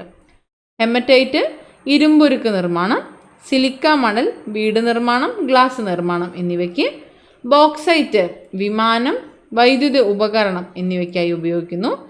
വജ്രം ആഭരണ നിർമ്മാണത്തിനാണ് പ്രധാനമായും ഉപയോഗിക്കുന്നത്. വ്യാവസായിക ഉപയോഗവും ഇതിനകത്ത് ഉൾപ്പെടുന്നുണ്ട്. കൽക്കരി തീവണ്ടി, ഇരുമ്പ് നിർമ്മാണം എന്നിവയ്ക്കായി ഉപയോഗിക്കുന്നു. പെട്രോളിയം പ്രധാനമായിട്ടും വാഹന ഇന്ധനമായിട്ടും പെയിന്റ് നിർമ്മാണത്തിനുമായും ഉപയോഗിക്കുന്നു. അടുത്തത് പ്രധാനപ്പെട്ട ഒരു കോൺസെപ്റ്റാണ് ഹരിത വിപ്ലവം എന്നത്. എന്താണ് ഹരിത വിപ്ലവം, അതുപോലെ തന്നെ എന്തുകൊണ്ടാണ് ഹരിത വിപ്ലവം ഇന്ത്യയിലേക്ക് കൊണ്ടുവരേണ്ടി വന്നത് എന്നൊക്കെയാണ് ഇനി പറയാനായിട്ട് പോകുന്നത്. സ്വാതന്ത്ര്യത്തിന് മുൻപുള്ള ബ്രിട്ടീഷുകാരുടെ ഭൂനികുതി സമ്പ്രദായം കർഷകർക്ക് കടബാധ്യതയും ഭക്ഷ്യവിളകളോടുള്ള ബ്രിട്ടീഷുകാരുടെ അവഗണന ഭക്ഷ്യക്ഷാമവും സൃഷ്ടിച്ചു. സ്വാതന്ത്ര്യലബ്ധിക്ക് ശേഷമുള്ള കാർഷിക മേഖലയിലെ അടിസ്ഥാന സൗകര്യങ്ങളുടെ പരിമിതിയും കാലഹരണപ്പെട്ട സാങ്കേതിക വിദ്യകളുടെ ഉപയോഗവും കാർഷിക ഉൽപാദനക്ഷമത കുറയുന്നതിന് കാരണമായി. സ്വാതന്ത്ര്യത്തിന് മുൻപ് ബ്രിട്ടീഷുകാരുടെ ഭൂനികുതി സമ്പ്രദായം കർഷകർക്ക് ഉയർന്ന കടബാധ്യതയും അതുപോലെ തന്നെ ഭക്ഷ്യവിളകളോടുള്ള ബ്രിട്ടീഷുകാരുടെ അവഗണന ഭക്ഷ്യക്ഷാമവും ഉണ്ടാക്കി. ഒരേ സമയം കർഷകർക്ക് കടബാധ്യത ഉണ്ടാവുകയും ഭക്ഷണത്തിന് ക്ഷാമം സൃഷ്ടിക്കുകയും ചെയ്യപ്പെട്ടു. ഈ സമയത്ത് സ്വാതന്ത്ര്യലബ്ധിക്ക് ശേഷമുള്ള കാർഷിക മേഖലയിൽ അടിസ്ഥാന സൗകര്യങ്ങളുടെ പരിമിതി ഉണ്ടായി. അതുപോലെ കൃഷി ചെയ്യുന്നതിനാവശ്യമായിട്ടുള്ള സാങ്കേതിക വിദ്യകൾ കാലഹരണപ്പെടുകയും ചെയ്തു. തുടർന്ന് എന്ത് സംഭവിച്ചു? കാർഷിക ഉൽപാദനക്ഷമത കുറയുകയാണ് ചെയ്തത്. കുറയുന്നതിന് ഇതൊക്കെ കാരണമായി. കുറയുന്നതിന് കാരണമായിട്ടുള്ള കാരണങ്ങളാണ് നമ്മൾ നേരെ പറഞ്ഞത്. അപ്പോൾ ഇനി ഹരിത വിപ്ലവത്തിലേക്ക് വരുമ്പോൾ നമ്മളിപ്പോൾ പറഞ്ഞതുപോലെ സ്വാതന്ത്ര്യലബ്ധിയുടെ സമയത്ത് നമ്മുടെ രാജ്യത്തെ കാർഷിക രംഗം വിവിധങ്ങളായിട്ടുള്ള പ്രശ്നങ്ങൾ അഭിമുഖീകരിച്ചിട്ടുണ്ടായിരുന്നു. ഈ പ്രതിസന്ധി എല്ലാം തന്നെ പരിഹരിക്കുന്നതിനായിട്ടാണ് സ്വതന്ത്ര ഇന്ത്യയിൽ ഭൂപരിഷ്കരണം, ഹരിത വിപ്ലവം എന്നീ പരിഷ്കാരങ്ങൾ നടപ്പിലാക്കിയത്. ഭൂപരിഷ്കരണം, ഹരിത വിപ്ലവം എന്നിങ്ങനെയുള്ള പരിഷ്കാരങ്ങൾ ഇത്തരത്തിലുള്ള ഭൂമി നമ്മുടെ ഇന്ത്യ സഹിച്ചിരുന്ന ഒരു ക്ഷാമത്തിനായിട്ടും ഉയർന്ന കടബാധ്യതയും ഇത്തരത്തിലുള്ള എല്ലാ പ്രശ്നങ്ങൾക്കും പരിഹാരമായിട്ടാണ് ഭൂപരിഷ്കരണവും ഹരിത വിപ്ലവവും നടപ്പിലാക്കിയത്. ഭൂപരിഷ്കരണത്തിന്റെ ഭാഗമായിട്ട് ഒരു വ്യക്തിക്ക് അയാളുടെ ഉടമസ്ഥതയിൽ വെക്കാവുന്ന ഭൂമിക്ക് പരിധി നിശ്ചയിച്ചു. അപ്പോൾ എന്താണ് സംഭവിക്കുക? അപ്പോൾ യജമാനനും അതുപോലെ തൊഴിലാളിയും എന്ന രീതിയിലുള്ള ഒരു രീതി അവസാനിക്കുകയാണ് ചെയ്യുക. അതാണ് ഭൂപരിഷ്കരണത്തിലൂടെ നടന്നത്. ആ പരിധിക്ക് മുകളിലുള്ള ഭൂമിയെ മിച്ച ഭൂമിയായി കണക്കാക്കി അത് ഗവൺമെൻറ് ഏറ്റെടുത്ത് ഭൂരഹിതരായ കർഷകർക്കും കുടിയാന്മാർക്കും വിതരണം ചെയ്തു. തൽഫലമായി കാർഷിക ഉൽപാദനം വർദ്ധിച്ചു. കൃഷിക്കാർക്ക് ജന്മി കുടിയാൻ എന്ന രീതിയിൽ ജീവിച്ചിരുന്ന സമയത്ത് ഭൂപരിഷ്കരണത്തിൻ്റെ ഭാഗമായിട്ട് ഇത്തരത്തിലൊരു പരിധി, ഭൂമിക്ക് കൈവശം വയ്ക്കാവുന്ന ഭൂമിക്കൊരു പരിധി നിശ്ചയിക്കുകയും ഇത്തരത്തിലുള്ള ഒരു പരിധിക്ക് മുകളിലായി ഭൂമിയുള്ളവരുടെ മിച്ച ഭൂമിയായി അത് കണക്കാക്കി ഭൂരഹിതരായ കർഷകർക്കും കുടിയാന്മാർക്കും വിതരണം ചെയ്യുന്നു. ഇതിൻ്റെ ഫലമായിട്ട് എന്താണ്? അവരവരുടേതായിട്ടുള്ള കൃഷിയിടങ്ങളിൽ കൃഷി ചെയ്യുന്നു. അപ്പോൾ എന്ത് സംഭവിക്കും? കാർഷിക ഉൽപാദനം വർദ്ധിക്കും. ഇന്ത്യക്ക് മാതൃകയായിട്ട് ഭൂപരിഷ്കരണ നിയമം ആദ്യമായി നടപ്പിലാക്കിയ സംസ്ഥാനങ്ങളിലൊന്നാണ് നമ്മുടെ കേരളം. ഇന്ത്യക്ക് മാതൃകയായിട്ട് ഭൂപരിഷ്കരണ നിയമം ആദ്യമായി നടപ്പിലാക്കിയ സംസ്ഥാനങ്ങളിലൊന്നാണ് കേരളം. ഇനി ഇതിൽ നിന്നാണ് നമ്മൾ ഹരിത വിപ്ലവം എന്ന ഒരു ആശയത്തിലേക്കും ഹരിത വിപ്ലവത്തിൻ്റെ ഉപജ്ഞാതാവിലേക്കും പോകുന്നത്. അത്യുൽപാദന ശേഷിയുള്ള വിത്തിനങ്ങൾ, രാസവളങ്ങൾ, കീടനാശിനികൾ, പുത്തൻ സാങ്കേതിക വിദ്യകൾ, കുറഞ്ഞ നിരക്കിൽ വായ്പ, ശാസ്ത്രീയ ജലസേചനം എന്നിവ ഉപയോഗിച്ച് ഭക്ഷ്യധാന്യങ്ങളുടെ ഉൽപാദനം വൻതോതിൽ വർദ്ധിപ്പിച്ച പദ്ധതിയാണ് ഹരിത വിപ്ലവം. നമ്മൾ പെട്ടെന്ന് വായിച്ചു പോയെങ്കിലും ഇതാണ് അതിൻ്റെ ആശയം. അത്യുൽപാദന ശേഷിയുള്ള വിത്തിനങ്ങൾ, ഹൈ ഈൽഡ് വെറൈറ്റീസ്, രാസവളങ്ങൾ, കീടനാശിനികൾ, പുത്തൻ സാങ്കേതിക വിദ്യകൾ, കുറഞ്ഞ നിരക്കിൽ വായ്പ, ശാസ്ത്രീയ ജലസേചനം എന്നിവ ഉപയോഗിച്ച് ഭക്ഷ്യധാന്യങ്ങളുടെ ഉൽപാദനം വൻതോതിൽ വർദ്ധിപ്പിച്ച പദ്ധതിയാണ് ഹരിത വിപ്ലവം എന്ന് പറയുന്നത്. ഹൈ ഈൽഡ് തരുന്ന വെറൈറ്റി വിത്തുകൾ ഉപയോഗിച്ചു, രാസവളങ്ങളും കീടനാശിനികളും ഉപയോഗിച്ചു, കൃഷി ചെയ്യുന്നതിനായിട്ട് പുത്തൻ സാങ്കേതിക വിദ്യകൾ ഉപയോഗിച്ചു, കൂടാതെ കുറഞ്ഞ നിരക്കിൽ വായ്പ ലഭ്യമായി, ശാസ്ത്രീയമായ രീതിയിൽ ജലസേചനവും ലഭ്യമായി. അതോടുകൂടി കൃഷി നല്ല രീതിയിൽ, ഭക്ഷ്യധാന്യങ്ങളുടെ ഉൽപ്പാദനം വൻതോതിൽ വർദ്ധിപ്പിക്കാനായിട്ട് ഹരിത വിപ്ലവം എന്ന പദ്ധതിക്ക് സാധിച്ചു. ഭക്ഷ്യധാന്യങ്ങളിൽ പ്രധാനമായും ആദ്യഘട്ടം കാണാനെത്തിയത് ഗോതമ്പ് ഉൽപ്പാദനത്തിലാണ്. അതിനാൽ ഇതിനെ ഗോതമ്പ് വിപ്ലവം എന്നുകൂടി പേരുണ്ട്. ഭക്ഷ്യധാന്യങ്ങളിൽ പ്രധാനമായിട്ടും ആദ്യഘട്ടം നേട്ടം കൈവരിക്കാനായത് ഗോതമ്പിൻ്റെ ഉൽപ്പാദനത്തിനാണ്. ഇങ്ങനെ ഉൽപ്പാദനം സംഭവിച്ചതുകൊണ്ട് തന്നെ ഇതിനെ ഗോതമ്പ് വിപ്ലവം എന്നും പറയാറുണ്ട്. ഇനി ഇന്ത്യൻ ഹരിത വിപ്ലവത്തിൻ്റെ പിതാവ് ആരാണ്? ഇന്ത്യൻ ഹരിത വിപ്ലവത്തിൻ്റെ പിതാവ് doctor M S Swaminathan.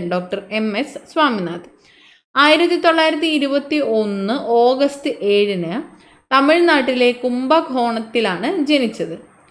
Indian കാർഷിക ഗവേഷണ കൗൺസിലിൻ്റെ ആദ്യ ഡയറക്ടറായി പ്രവർത്തിച്ചു. രാജ്യത്തെ 70% ജനങ്ങളും കാർഷിക വൃത്തിയിൽ ഏർപ്പെടുമ്പോഴും രാജ്യം ഭക്ഷ്യധാന്യങ്ങൾക്ക് ഇറക്കുമതി ചെയ്യുകയായിരുന്നു. അതിന് പരിഹാരം കാണാനായി നോർമൻ ഇ ബോർലോഗുമായി സഹകരിച്ച് ഇന്ത്യൻ കാർഷിക മേഖലയിൽ ഹരിത വിപ്ലവ പരീക്ഷണം നടത്തി. തൽഫലമായി ഉൽപ്പന്നം വിളവെടുക്കുന്നതിനേക്കാൾ 5 ലക്ഷം ടൺ വർദ്ധിച്ചു. ഇതിനെ തുടർന്ന് ഇന്ത്യ ഭക്ഷ്യോൽപാദനത്തിൽ സ്വയം പര്യാപ്തത കൈവരിക്കുകയും ചെയ്തു.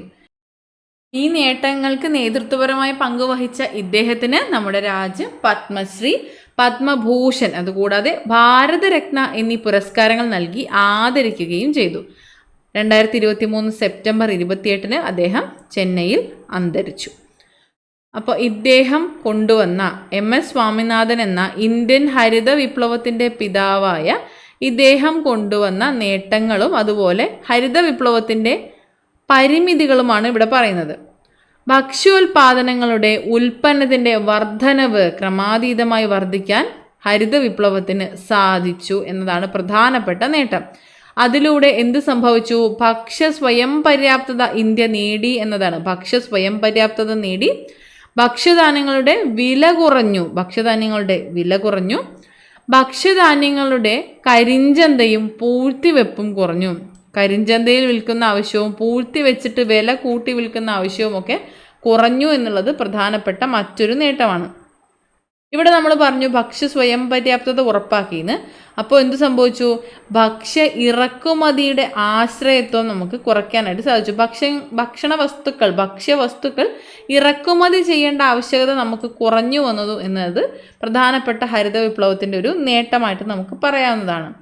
ഇതുകൂടാതെ ഭക്ഷ്യധാന്യങ്ങൾ നമ്മൾ ധാരാളമായി ഉണ്ടാക്കി. ഭക്ഷ്യധാന്യങ്ങളുടെ ഉൽപാദന വർധനവ് സംഭവിച്ചതോടുകൂടി ഉയർന്ന ഉൽപാദന വിപണന മിച്ചമൂല്യം മാർക്കറ്റഡ് സർപ്ലസ് ഉണ്ടായി എന്നുള്ളതും ഒരു നേട്ടമായിട്ട് നമുക്ക് പറയാവുന്നതാണ്. ഇനി പരിമിതിയിലേക്ക് വരുമ്പോൾ ജലം അമിതമായി ഉപയോഗിക്കുന്നത് വഴി ഭൂഗർഭ ജലത്തിൻ്റെ അളവ് ഗണ്യമായിട്ട് കുറയാനായിട്ട് കാരണമായത് ഹരിത വിപ്ലവമാണ്. ജലം അമിതമായിട്ട് ആവശ്യമാണ് ഇവയ്ക്കൊക്കെ. രാസവളങ്ങളും കീടനാശിനികളുടെയും ഒക്കെ അമിതമായിട്ടുള്ള ഉപയോഗം മണ്ണിൻ്റെ സ്വാഭാവിക ഫലഭൂയിഷ്ഠത നഷ്ടമാക്കി. നമ്മൾ നേരത്തെ പറഞ്ഞതുപോലെ രാസവളങ്ങൾ, കീടനാശിനികൾ, പുത്തൻ സാങ്കേതിക വിദ്യ ഇവയൊക്കെ ഉപയോഗപ്പെടുത്തിയാണ് ഹരിത വിപ്ലവത്തിന് തുടക്കം കുറിച്ചത്. അപ്പോൾ ഹരിത വിപ്ലവത്തിൽ രാസവളങ്ങളും കീടനാശിനികളൊക്കെ അമിതമായി ഉപയോഗിച്ചിട്ടുണ്ടായിരുന്നു. അതുകൊണ്ട് എന്താണ് സംഭവിച്ചത്? മണ്ണിൻ്റെ സ്വാഭാവിക ഫലഭൂയിഷ്ഠത നഷ്ടപ്പെട്ടു അല്ലെങ്കിൽ കുറഞ്ഞു എന്ന് വേണം പറയാൻ വേണ്ടിയിട്ട്. അതുപോലെ നമുക്ക് പറയാവുന്നതാണ് ഗോതമ്പ്, അരി എന്നീ വിളകളുടെ ഉൽപ്പാദനത്തിൽ മാത്രമാണ് ഈ ഒരു നേട്ടം ഹരിത വിപ്ലവത്തിന് കൈവരിക്കാനായിട്ട് സാധിച്ചത്. ഗോതമ്പും അരിയും മാത്രം പോരല്ലോ നമ്മുടെ ഒരു ജനതയ്ക്ക് എന്ന് പറയുന്നത്. അപ്പം അതുകൊണ്ട് അതും ഒരു പരിമിതിയാണ്. ഗോതമ്പ്, അരി എന്നീ വിളകളുടെ ഉൽപ്പാദനത്തിൽ മാത്രമായി ഹരിത വിപ്ലവം ഒതുങ്ങി അല്ലെങ്കിൽ ഹരിത വിപ്ലവത്തിൻ്റെ നേട്ടങ്ങൾ ഒതുങ്ങി എന്ന് വേണം പറയാൻ വേണ്ടി. പുത്തൻ സാങ്കേതിക വിദ്യ ഉപയോഗിക്കുന്നുണ്ടെന്ന് നമ്മൾ പറഞ്ഞു. പുത്തൻ സാങ്കേതിക വിദ്യയുടെ ചെലവ് ചെറുകിട കർഷകർക്ക് താങ്ങാൻ കഴിയുന്നതിനും അപ്പുറമായിരുന്നു. അതായത് വൻകിട കർഷകർക്ക് മാത്രമായിരുന്നു കൂടുതൽ നേട്ടമുണ്ടാവുന്നത്. നമ്മൾ ഹരിത വിപ്ലവം എന്തിനാണ് പ്രധാനമായും കൊണ്ടുവന്നത്? സാധാരണക്കാരുടെയും ഭക്ഷ്യ സ്വയം പര്യാപ്തത ഉറപ്പുവരുത്തുന്നതിന് വേണ്ടിയിട്ടായിരുന്നു. അപ്പോൾ അത് ഒരു പരിമിതിയായിട്ട് പറയേണ്ട സാഹചര്യം പുത്തൻ സാങ്കേതിക വിദ്യയുടെ ഉപയോഗം മുന്നോട്ട് വെച്ചു എന്നുള്ളതാണ് മറ്റൊരു പ്രധാനപ്പെട്ട പരിമിതി. അപ്പോൾ ഹരിത വിപ്ലവത്തിൻ്റെ ഇരുപുറങ്ങളും നമ്മൾ പഠിച്ചു. ഇനി നോർമൻ ഇ ബോർലോഗ്. ലോകമെമ്പാടുമുള്ള അനേകായിരങ്ങളെ പട്ടിണിയിൽ നിന്ന് രക്ഷിച്ച ഹരിത വിപ്ലവത്തിൻ്റെ പിതാവാണ് നോർമൻ ഏണസ്റ്റ് ബോർലോഗ്. ഇവിടെ പറഞ്ഞ ഡോക്ടർ MS സ്വാമിനാഥൻ ഇന്ത്യൻ ഹരിത വിപ്ലവത്തിൻ്റെ പിതാവാണ് കേട്ടോ. ഇന്ത്യൻ ഹരിത വിപ്ലവത്തിൻ്റെ പിതാവാണ് ഡോക്ടർ MS സ്വാമിനാഥൻ. ഹരിത വിപ്ലവത്തിൻ്റെ പിതാവ് നോർമൻ ഏണസ്റ്റ് ബോർലോഗാണ്. 1914 മാർച്ച് 25 അമേരിക്കയിൽ ജനിച്ച ഇദ്ദേഹം പട്ടിണിയിൽ നിന്നുള്ള മോചനമാണ് സമാധാനത്തിലേക്കുള്ള ആദ്യ പടി എന്ന് വിശ്വസിച്ചു. 1914 മാർച്ച് 25 അമേരിക്കയിലാണ് ഇദ്ദേഹം ജനിച്ചത്. ഇദ്ദേഹം പട്ടിണിയിൽ നിന്നുള്ള മോചനമാണ് സമാധാനത്തിലേക്കുള്ള ആദ്യ പടി എന്ന് വിശ്വസിച്ചു. 1970 സമാധാനത്തിനുള്ള നൊബേൽ പുരസ്കാരവും ഇദ്ദേഹത്തിന് ലഭിച്ചു. 1970 സമാധാനത്തിനുള്ള നൊബേൽ പുരസ്കാരം ജേതാവ് നോർമൻ ഇ ബോർലോഗാണ്. ശ്രീനിവാസ രാമാനുജൻ്റെ ബാല്യകാലത്തെ ഒരു സാഹചര്യമാണ് ഇവിടെ തന്നിട്ടുള്ളത്. ദാരിദ്ര്യം എന്നാൽ ആ ചങ്ങാതിയെ അന്വേഷിച്ചാണ് 2 കൂട്ടുകാർ അന്ന് വീട്ടിലെത്തിയത്. അവനെ വീട്ടിൽ കാണാൻ കഴിഞ്ഞില്ല. വീട്ടുകാർക്കും അറിയില്ല അവൻ എവിടെ പോയെന്ന്. അവസാനം അവർ മുറിക്കുള്ളിൽ കയറി ഒരു അന്വേഷണം തന്നെ നടത്തി. കട്ടിലിനടിയിൽ കുനിഞ്ഞിരുന്ന് ഒരു സ്ലേറ്റിൽ കണക്ക് ചെയ്യുകയായിരുന്നു ആ വിദ്വാൻ. അവർ ചോദിച്ചു, നിനക്കിത് കടലാസിൽ ചെയ്തുകൂടെ? ആഹാരം കഴിക്കുവാൻ പോലും അച്ഛൻ നന്നേ പാടുപെടുകയാണ്. പിന്നെ പണം കൊടുത്ത് എങ്ങനെയാണ് കടലാസ് വാങ്ങുക?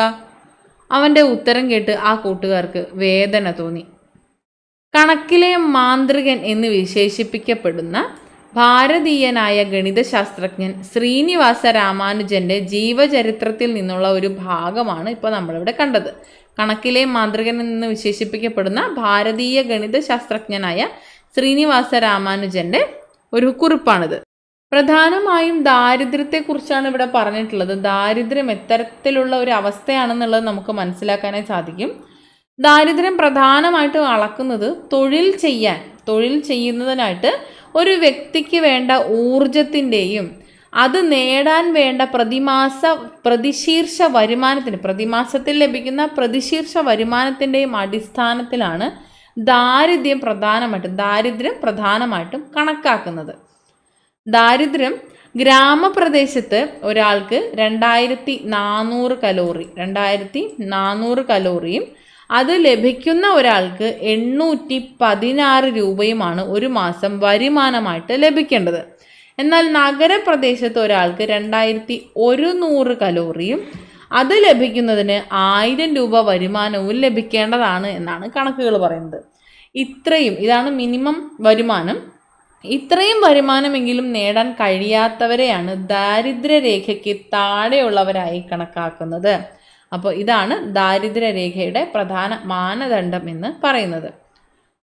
മനുഷ്യൻ്റെ അടിസ്ഥാന ആവശ്യങ്ങളായിട്ടുള്ള ആഹാരം, വസ്ത്രം, പാർപ്പിടം, വിദ്യാഭ്യാസം, ആരോഗ്യം എന്നിവ ആവശ്യാനുസരണം ലഭിക്കാത്ത അവസ്ഥയെയാണ് ദാരിദ്ര്യം എന്ന് പൊതുവെ പറയുന്നത്. മനുഷ്യൻ്റെ അടിസ്ഥാന ആവശ്യങ്ങൾ ആവശ്യാനുസരണം ലഭിക്കാത്ത അവസ്ഥയെ ദാരിദ്ര്യം എന്ന് പറയുന്നു. മിതമായ ആവശ്യങ്ങൾ പോലും നിറവേറ്റാൻ കഴിയാത്ത തരത്തിൽ വരുമാനമോ സ്വത്തോ പ്രാപ്യമാക്കാനുള്ള ശേഷിയില്ലാത്തവരാണ് ദരിദ്രർ. മിതമായിട്ടുള്ള ആവശ്യങ്ങൾ പോലും നിറവേറ്റാൻ കഴിയാത്ത തരത്തിൽ വരുമാനമോ സ്വത്തോ ലഭ്യമല്ലാത്ത, പ്രാപ്യമാകാത്ത, ശേഷിയില്ലാത്തവരെയാണ് ദരിദ്രരെന്ന് പറയുന്നത്. ദാരിദ്ര്യരേഖ ഒരു രാജ്യത്തെ ജനങ്ങളെ ദരിദ്രരെന്നും അല്ലാത്തവരെന്നും വിഭജിക്കുന്ന സാങ്കല്പിക രേഖയാണ് ദാരിദ്ര്യരേഖ. ഒരാളുടെ വരുമാനത്തിൻ്റെ, ഭക്ഷണത്തിൽ നിന്നും ലഭിക്കേണ്ട ഊർജത്തിൻ്റെയും അടിസ്ഥാനത്തിലാണ് നമ്മുടെ രാജ്യത്ത് ദാരിദ്ര്യം കണക്കാക്കുന്നത്. നമ്മൾ നേരത്തെ പറഞ്ഞതുപോലെ ഒരു നിശ്ചിത അളവ് കലോറി ഒരാൾക്ക് ലഭിക്കേണ്ടതായിട്ടുണ്ട്. ആ ഒരു കലോറി ലഭ്യമാകുന്നതിന് വേണ്ടി എത്ര രൂപയാണോ അയാൾ നേടേണ്ടിയിരിക്കുന്നത് ആ രൂപ നേടാൻ കഴിയാതെ വരുമ്പോഴാണ് ദരിദ്രരായിട്ട് പ്രധാനമായും കണക്കാക്കുന്നത്. അപ്പോൾ അത്തരത്തിൽ ഒരാളുടെ വരുമാനത്തിൻ്റെയും ഭക്ഷണത്തിൽ നിന്ന് ലഭിക്കേണ്ട ഊർജത്തിൻ്റെയും അടിസ്ഥാനത്തിലാണ് നമ്മുടെ രാജ്യത്ത് ദാരിദ്ര്യം കണക്കാക്കി വരുന്നത്. അത്തരത്തിലേക്ക് ദാരിദ്ര്യത്തിൻ്റെ പൊതു കാരണത്തിലേക്ക് നീക്കുന്നത് എന്തൊക്കെ കാരണങ്ങളാണ്? പ്രധാനമായിട്ടും ഒന്ന് തൊഴിലില്ലായ്മ തന്നെയാണ്. തൊഴിലുണ്ടെങ്കിൽ എന്ത് സംഭവിക്കും? വരുമാനം ഉണ്ടാകും. സ്വാഭാവികമായിട്ടും ഭക്ഷണം ലഭിക്കും, ഊർജം ലഭിക്കും. തൊഴിലില്ലായ്മ പ്രധാനപ്പെട്ട ഒരു കാരണമാണ്. കടബാധ്യത ഒരു പ്രധാനപ്പെട്ട കാരണമാണ്. അതുപോലെ സമ്പത്തിൻ്റെ അസന്തുലിതമായ വിതരണം കാരണമായി പറയാം. വർദ്ധിച്ച ജനസംഖ്യ, വരുമാനത്തിന് മുകളിലുള്ള ഭക്ഷ്യവസ്തുക്കളുടെയും മറ്റും വില എന്നതും വലിയൊരു പ്രശ്നമായിട്ട് പറയാവുന്നതാണ്. വിലക്കയറ്റം ഒരു ദാരിദ്ര്യത്തിൻ്റെ പൊതു കാരണമായിട്ട് പറയാം. ഗുണമേന്മയുള്ള വിദ്യാഭ്യാസത്തിൻ്റെ കുറവ് സംഭവിക്കുമ്പോൾ എന്ത് സംഭവിക്കുന്നു? ആൾക്കാരെ മുതലെടുക്കാനായി, ചൂഷണം ചെയ്യാനായി, എക്സ്പ്ലോയിറ്റ് ചെയ്യാനായിട്ട് സാധിക്കുമ്പോൾ ദാരിദ്ര്യം സംഭവിക്കുന്നു. ഗുണമേന്മയുള്ള വിദ്യാഭ്യാസത്തിൻ്റെ കുറവ്, അവസര സമത്വം ഇവയെല്ലാമാണ് ദാരിദ്ര്യത്തിൻ്റെ പൊതു കാരണങ്ങൾ. തൊഴിലില്ലായ്മ, കടബാധ്യത, അവസര സമത്വം, വിലക്കയറ്റം, വർദ്ധിച്ച ജനസംഖ്യ, സമ്പത്തിൻ്റെ അസന്തുലിതമായ വിതരണം, മൂലധനത്തിൻ്റെ അഭാവം, ഗുണമേന്മയുള്ള വിദ്യാഭ്യാസത്തിൻ്റെ കുറവ് ഇതെല്ലാം പൊതു ദാരിദ്ര്യത്തിനുള്ള കാരണമായിട്ട് മാറുന്നുണ്ട്. ദാരിദ്ര്യം എന്താണെന്ന് പറഞ്ഞു, ദാരിദ്ര്യത്തിനുള്ള പ്രധാനപ്പെട്ട കാരണങ്ങൾ പറഞ്ഞു. അപ്പോൾ അത്തരത്തിൽ ദാരിദ്ര്യമുണ്ടാകുന്ന സാഹചര്യങ്ങൾ മനസ്സിലാക്കുകയും അവയെ കണ്ടെത്തി പരിഹാര മാർഗങ്ങൾ കണ്ടെത്തി ദാരിദ്ര്യം നിർമ്മാർജ്ജനം ചെയ്യേണ്ടതുമായിട്ടുള്ള സാഹചര്യം നിലനിൽക്കുന്നത് കൊണ്ട് രൂപീകരിച്ചിട്ടുള്ള ഒന്നാണ് ബഹുമുഖ ദാരിദ്ര്യ സൂചിക എന്നത്, മൾട്ടി ഡയമെൻഷണൽ പോവർട്ടി ഇൻഡെക്സ്. ആഗോളതലത്തിൽ ദാരിദ്ര്യം കണക്കാക്കുന്നതിനായിട്ട് വികസിപ്പിച്ചെടുത്ത ഒരു പുതിയ രീതിയാണ് ബഹുമുഖ ദാരിദ്ര്യ സൂചിക MPI. Oxford poverty and human development ഇനീഷ്യേറ്റീവും UN ഡെവലപ്മെൻറ്റ് പ്രോഗ്രാമും ഇവിടെ തന്നിട്ടുണ്ട്. Oxford poverty and human development ഇനീഷ്യേറ്റീവും UNDPയും കൂടെ ചേർന്നാണ്, UN ഡെവലപ്മെൻറ്റ് പ്രോഗ്രാമും കൂടെ സംയുക്തമായാണ് ഈ ഒരു പദ്ധതി അല്ലെങ്കിൽ ഈ ഒരു പ്രോഗ്രാം നടത്തുന്നത്. ഏത്? ബഹുമുഖ ദാരിദ്ര്യ സൂചിക MPI, multi dimensional poverty index തയ്യാറാക്കിയത്.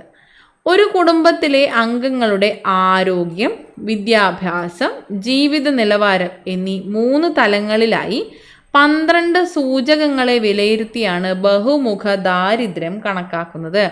ഒരു കുടുംബത്തിലെ അംഗങ്ങളുടെ ആരോഗ്യം, വിദ്യാഭ്യാസം, ജീവിത നിലവാരം എന്നീ 3 തലത്തിലായി 12 സൂചകങ്ങളെ വിലയിരുത്തിയാണ് ബഹുമുഖ ദാരിദ്ര്യം കണ്ടെത്തുന്നത്. അതാണ് ഈ ഒരു പ്രോഗ്രാമിൻ്റെ ബഹുമുഖ ദാരിദ്ര്യ സൂചികയുടെ ഒരു അടിസ്ഥാനം എന്ന് പറയുന്നത്. പ്രധാനമായും ആരോഗ്യം, വിദ്യാഭ്യാസം, ജീവിത നിലവാരം എന്നിവയാണ് കണക്കാക്കുന്നത്. അതിൽ 12 സൂചകങ്ങൾ ഉൾപ്പെടുത്തിയിട്ടുണ്ട്. അതിൽ നിന്നാണ് ഡാറ്റ കളക്ട് ചെയ്യുന്നതും ദാരിദ്ര്യരേഖയ്ക്ക് താഴെയുള്ളവരുടെ എണ്ണവും മറ്റ് ഡീറ്റെയിൽസും കളക്ട് ചെയ്യുന്നത്. ബഹുമുഖ ദാരിദ്ര്യ സൂചിക അനുസരിച്ച് ദാരിദ്ര്യം അളക്കുന്നതിനുള്ള പ്രധാന മാനദണ്ഡം വരുമാനം മാത്രമല്ല എന്നുള്ളത് നമുക്കിവിടെ മനസ്സിലായി. ആരോഗ്യം, വിദ്യാഭ്യാസം, ജീവിത നിലവാരം ഇവയെല്ലാം തന്നെ കണക്കാക്കപ്പെടുന്നുണ്ട്. ആരോഗ്യം, വിദ്യാഭ്യാസം, അടിസ്ഥാന ജീവിത നിലവാരം എന്നിവ ഓരോ വ്യക്തിക്കും കുടുംബത്തിനും എത്രത്തോളം ആർജിക്കാൻ കഴിയുന്നു എന്നതുകൂടി പരിഗണിച്ചുകൊണ്ടാണ് ബഹുമുഖ ദാരിദ്ര്യം കണക്കാക്കപ്പെടുന്നത്. അവയിൽ തന്നെ 12 സൂചകങ്ങൾ ഉണ്ടെന്ന് പറഞ്ഞു. അവയാണ് ഇവിടെ തന്നിട്ടുള്ളത്. ആരോഗ്യത്തിൽ പോഷകാഹാരം, കുട്ടികളുടെയും കൗമാരക്കാരുടെയും മരണനിരക്ക്, മാതൃ ആരോഗ്യം ഇവ പരിശോധിക്കപ്പെടുന്നു. വിദ്യാഭ്യാസത്തിൽ വരുമ്പോൾ സ്കൂൾ വിദ്യാഭ്യാസം, സ്കൂൾ ഹാജർ, എത്രത്തോളം ഡ്രോപ്പ് ഔട്ട് ഉണ്ടാകുന്നു എന്നുള്ളതും കണക്കിൽപ്പെടുന്നുണ്ട്. ജീവിത നിലവാരത്തിൽ വരുമ്പോൾ പാചക ഇന്ധനം, ശുചിത്വം, കുടിവെള്ളം, വൈദ്യുതി, ഭവനം, ആസ്തികൾ, ബാങ്ക് അക്കൗണ്ടുകൾ ഇവയൊക്കെയാണ് പരിശോധിക്കുന്നത്. നീതി ആയോഗ് അംഗീകരിച്ച ബഹുമുഖ ദാരിദ്ര്യ സൂചിക അനുസരിച്ച് നമ്മുടെ രാജ്യത്തെ സംസ്ഥാനങ്ങളുടെയും കേന്ദ്രഭരണ പ്രദേശങ്ങളുടെയും 2015-16, 2019-21 വർഷങ്ങളിലെ ദാരിദ്ര്യനിലയാണ് ഇവിടെ ഗ്രാഫിൽ സൂചിപ്പിച്ചിട്ടുള്ളത്. ഇവിടുത്തെ ഗ്രാഫ് നോക്കുമ്പോൾ നമുക്ക് എന്താണ് മനസ്സിലാകുന്നത്? ദാരിദ്ര്യം ഏറ്റവും കൂടുതലുള്ള 5 സംസ്ഥാനങ്ങൾ ഏതൊക്കെയാണ്? ഒന്നാമത് ബീഹാറാണ്, രണ്ടാമത് ജാർഖണ്ഡ്, പിന്നീട് മേഘാലയ, ഉത്തർപ്രദേശ്, മധ്യപ്രദേശ്. ഇവിടെയാണ് ദാരിദ്ര്യം ഏറ്റവും കൂടുതലായി നമുക്ക് കാണാനായി സാധിക്കുന്നത്. ഇന്ത്യയിൽ ദാരിദ്ര്യം ഏറ്റവും കുറവുള്ള സംസ്ഥാനം ഏതാണ്? ഇന്ത്യയിൽ ദാരിദ്ര്യം ഏറ്റവും കുറവുള്ള സംസ്ഥാനം നമ്മുടെ കേരളമാണ്. ബഹുമുഖ ദാരിദ്ര്യ സൂചികയിൽ കേരളത്തിൻ്റെ തൊട്ടുമുകളിൽ നിൽക്കുന്ന 3 സംസ്ഥാനങ്ങളാണ് ഏതൊക്കെ? ഗോവ, തമിഴ്നാട്, സിക്കിം എന്നിവ. ബഹുമുഖ ദാരിദ്ര്യ സൂചികയിൽ കേരളത്തിൻ്റെ തൊട്ടുമുകളിൽ നിൽക്കുന്ന 3 സംസ്ഥാനങ്ങളാണ് ഗോവ, തമിഴ്നാട്, സിക്കിം. ഇനി നമ്മുടെ സംസ്ഥാനത്തിൻ്റെ ദാരിദ്ര്യം 2015-16 അപേക്ഷിച്ച് 2019-21 ആ ഡാറ്റയാണല്ലോ ഇവിടെ കൊടുത്തിട്ടുള്ളത്. നമ്മളോട് പറഞ്ഞു 2015-16 അപേക്ഷിച്ച് 2019-21 എത്ര ശതമാനം കുറഞ്ഞു എന്ന് ചോദിച്ചാൽ എത്രയാണ്? 0.15% ആണ് കുറഞ്ഞിട്ടുള്ളത്. അപ്പോൾ ഇത്രയാണ് ഇവിടെ തന്നിട്ടുള്ള ചോദ്യങ്ങൾ. അവയുടെ ആൻസറും നമ്മൾ കണ്ടെത്തി. ഇനി ഈ ദാരിദ്ര്യത്തിൽ നിന്ന് കരകയറാനായിട്ട് എന്താണ് ചെയ്യേണ്ടത്? നമ്മുടെ രാജ്യത്ത് നിലനിൽക്കുന്ന ദാരിദ്ര്യത്തെ ഇല്ലാതാക്കുന്നതിന് നിരവധി ദാരിദ്ര്യ നിർമ്മാർജ്ജന പദ്ധതികളുണ്ട്. കേന്ദ്ര സംസ്ഥാന ഗവൺമെൻറ്റുകൾ നടപ്പിലാക്കി വരുന്ന ഇത്തരം പദ്ധതികളെയാണ് ഇവിടെ തന്നിട്ടുള്ളത്. പദ്ധതിയുടെ വിഭാഗം, പദ്ധതിയുടെ പേര്, പദ്ധതിയുടെ ലക്ഷ്യങ്ങൾ എന്നിങ്ങനെ 3 ആയിട്ടാണ് നമുക്ക് തന്നിട്ടുള്ളത്. പദ്ധതി വിഭാഗം പ്രധാനമായും 3 തരത്തിലാണ്. ഒന്ന് സ്വയം തൊഴിൽ, വേതന തൊഴിൽ എന്നിവയെ ഉൾപ്പെടുന്ന പദ്ധതികൾ. ഭക്ഷ്യവസ്തുക്കൾ ഉറപ്പാക്കുന്നതിനായിട്ടുള്ള പദ്ധതികളാണ് രണ്ടാമത് പറയുന്നത്. മൂന്നാമത് സാമൂഹ്യ സുരക്ഷ ഉറപ്പുവരുത്തുന്ന പദ്ധതികളെ കുറിച്ചാണ്. അപ്പോൾ ആദ്യം സ്വയം തൊഴിൽ, വേതന തൊഴിൽ പദ്ധതികൾ, വരുമാനം ലഭിക്കാനുള്ള പദ്ധതികൾ ഏതൊക്കെയാണെന്ന് നോക്കാം. ഒന്നാമതായിട്ട് മഹാത്മാഗാന്ധി ദേശീയ തൊഴിലുറപ്പ് പദ്ധതി, മൻരേഗ എന്ന മഹാത്മാഗാന്ധി ദേശീയ തൊഴിലുറപ്പ് പദ്ധതി. രണ്ടാമത് പ്രധാനമന്ത്രി റോസ്ഗർ യോജന. ഇവ രണ്ടിൻ്റെയും, ഈ 2 പദ്ധതിയുടെയും പ്രധാന ലക്ഷ്യം എന്ന് പറയുന്നത് താഴ്ന്ന വരുമാനമുള്ള പ്രായപൂർത്തിയായ കുടുംബാംഗങ്ങൾക്ക് തൊഴിലവസരവും വരുമാനവും ലഭിക്കുന്നു എന്നതാണ്. താഴ്ന്ന വരുമാനമുള്ള പ്രായപൂർത്തിയായ കുടുംബാംഗങ്ങൾക്ക് തൊഴിലവസരവും അതിലൂടെ വരുമാനവും ലഭിക്കുന്നു ഈ പദ്ധതികളിലൂടെ. ഇനി ജീവനം പദ്ധതിയിലേക്ക് വരുമ്പോൾ സാമ്പത്തികമായി പ്രയാസം അനുഭവിക്കുന്ന കുറ്റകൃത്യങ്ങൾക്കിരയായി മരണപ്പെടുന്നവരുടെ ആശ്രിതർക്ക് ഉപജീവന മാർഗം കണ്ടെത്തുന്നതിനായി സഹായിക്കുന്നു. ജീവനം പദ്ധതി സാമ്പത്തികമായി പ്രയാസം അനുഭവിക്കുന്ന കുറ്റകൃത്യങ്ങൾക്കിരയായി മരണപ്പെടുന്നവരുടെ ആശ്രിതർക്ക് ഉപജീവന മാർഗം കണ്ടെത്തുന്ന പദ്ധതിയാണ്. അയ്യങ്കാളി നഗര പദ്ധതിയും സ്വയം തൊഴിൽ നൽകുന്നതിനുള്ള ഒരു പദ്ധതിയാണ്. നഗരപ്രദേശങ്ങളിൽ നമ്മളിവിടെ പറഞ്ഞ മഹാത്മാഗാന്ധി ദേശീയ തൊഴിലുറപ്പ് പദ്ധതി ഗ്രാമീണ തലത്തിലാണെങ്കിൽ അവയുടെ നഗരത്തിലുള്ള പതിപ്പാണ് അയ്യങ്കാളി നഗര തൊഴിലുറപ്പ് പദ്ധതി എന്നത്. നഗരപ്രദേശങ്ങളിൽ വസിക്കുന്ന അവിദഗ്ധ കായിക തൊഴിൽ ചെയ്യാൻ സന്നദ്ധതയുള്ള, ഇതിന് സ്കിൽഡ് അല്ല അൺസ്കിൽഡ് ആണ്, അവിദഗ്ധ കായിക തൊഴിൽ ചെയ്യാൻ സന്നദ്ധതയുള്ള ഓരോ കുടുംബത്തിലെയും പ്രായപൂർത്തിയായ അംഗങ്ങൾക്ക് തൊഴിൽ നൽകുന്ന പദ്ധതിയാണ് അയ്യങ്കാളി നഗര തൊഴിലുറപ്പ് പദ്ധതി. അപ്പോൾ നമ്മളിവിടെ സ്വയം തൊഴിൽ, വേതന തൊഴിൽ, വരുമാനം ലഭിക്കുന്നതിനുള്ള പദ്ധതികൾ കണ്ടു. അടുത്തത് ഭക്ഷ്യസുരക്ഷാ പദ്ധതികളാണ്. ഭക്ഷ്യസുരക്ഷാ പദ്ധതികൾ 3 എണ്ണമാണ് നമ്മൾ പറയുന്നത്. പൊതുവിതരണ സംവിധാനം PDS, റേഷൻ കടകൾ ജനങ്ങളുടെ ഭക്ഷ്യസുരക്ഷ ഉറപ്പാക്കുന്നു. ചെറിയ രീതിയിലുള്ള വരുമാനം ഉപയോഗിച്ചുകൊണ്ട് മാത്രം പ്രവർത്തിക്കുന്നവയാണ് ഭക്ഷ്യസുരക്ഷാ പദ്ധതി. 1 രൂപയ്ക്കൊക്കെ അരി കിട്ടുന്ന സമ്പ്രദായം നമുക്കറിയാലോ. അതുപോലെ ദാരിദ്ര്യരേഖയ്ക്ക് താഴെയുള്ളവർക്ക് പൊതുവെ സൗജന്യമായും ഭക്ഷ്യസുരക്ഷ ഉറപ്പാക്കുന്നതിനായിട്ട് ഭക്ഷ്യധാന്യങ്ങൾ നൽകുന്നുണ്ട്. പൊതുവിതരണ സംവിധാനം പ്രധാനമായും ജനങ്ങളുടെ ഭക്ഷ്യസുരക്ഷ ഉറപ്പാക്കുന്നു. പ്രധാനമന്ത്രി പോഷൻ ശക്തി നിർമ്മാൺ PM പോഷൻ എന്നത് 1 മുതൽ 8 വരെ ക്ലാസ്സുകളിലെ കുട്ടികൾക്കുള്ള ഉച്ചഭക്ഷണ പദ്ധതി ഉറപ്പാക്കുന്ന പദ്ധതിയാണ്. 1 മുതൽ 8 വരെയുള്ള ക്ലാസ്സിലെ കുട്ടികൾക്കുള്ള ഉച്ചഭക്ഷണ പദ്ധതിയാണ് PM പോഷൻ, പ്രധാനമന്ത്രി പോഷൻ ശക്തി നിർമ്മാൺ. ഇനി സുഭിക്ഷ കേരളത്തിലേക്ക് വരുമ്പോൾ കേരളത്തെ ഭക്ഷ്യസ്വയം പര്യാപ്തതയിൽ എത്തിക്കുക എന്ന ലക്ഷ്യത്തോടെ നടപ്പിലാക്കുന്ന പദ്ധതിയാണ് സുഭിക്ഷ കേരളം. കേരളത്തെ ഭക്ഷ്യസ്വയം പര്യാപ്തതയിലേക്ക് എത്തിക്കുക. അടുത്തത് സാമൂഹ്യ സുരക്ഷാ പദ്ധതിയാണ്. അപ്പം നമ്മൾക്ക് വരുമാന മാർഗമായി അതുപോലെ ഭക്ഷ്യ സുരക്ഷയും ഉറപ്പായി. ഇനി നമുക്ക് വേണ്ടത് സാമൂഹ്യ സുരക്ഷയാണ്. അതിനായിട്ട് ദേശീയ സാമൂഹ്യ സഹായ പദ്ധതിയും പ്രധാനമന്ത്രി സുരക്ഷാ ഭീമാ യോജനയും ഉണ്ട്.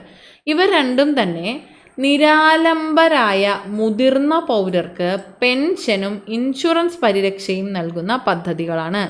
ദേശീയ സാമൂഹ്യ സഹായ പദ്ധതിയും പ്രധാനമന്ത്രി സുരക്ഷാ ഭീമാ യോജനയും നിരാലംബരായ മുതിർന്ന പൗരർക്ക് പെൻഷനും ഇൻഷുറൻസ് പരിരക്ഷയും നൽകുന്ന പദ്ധതികളാണ്.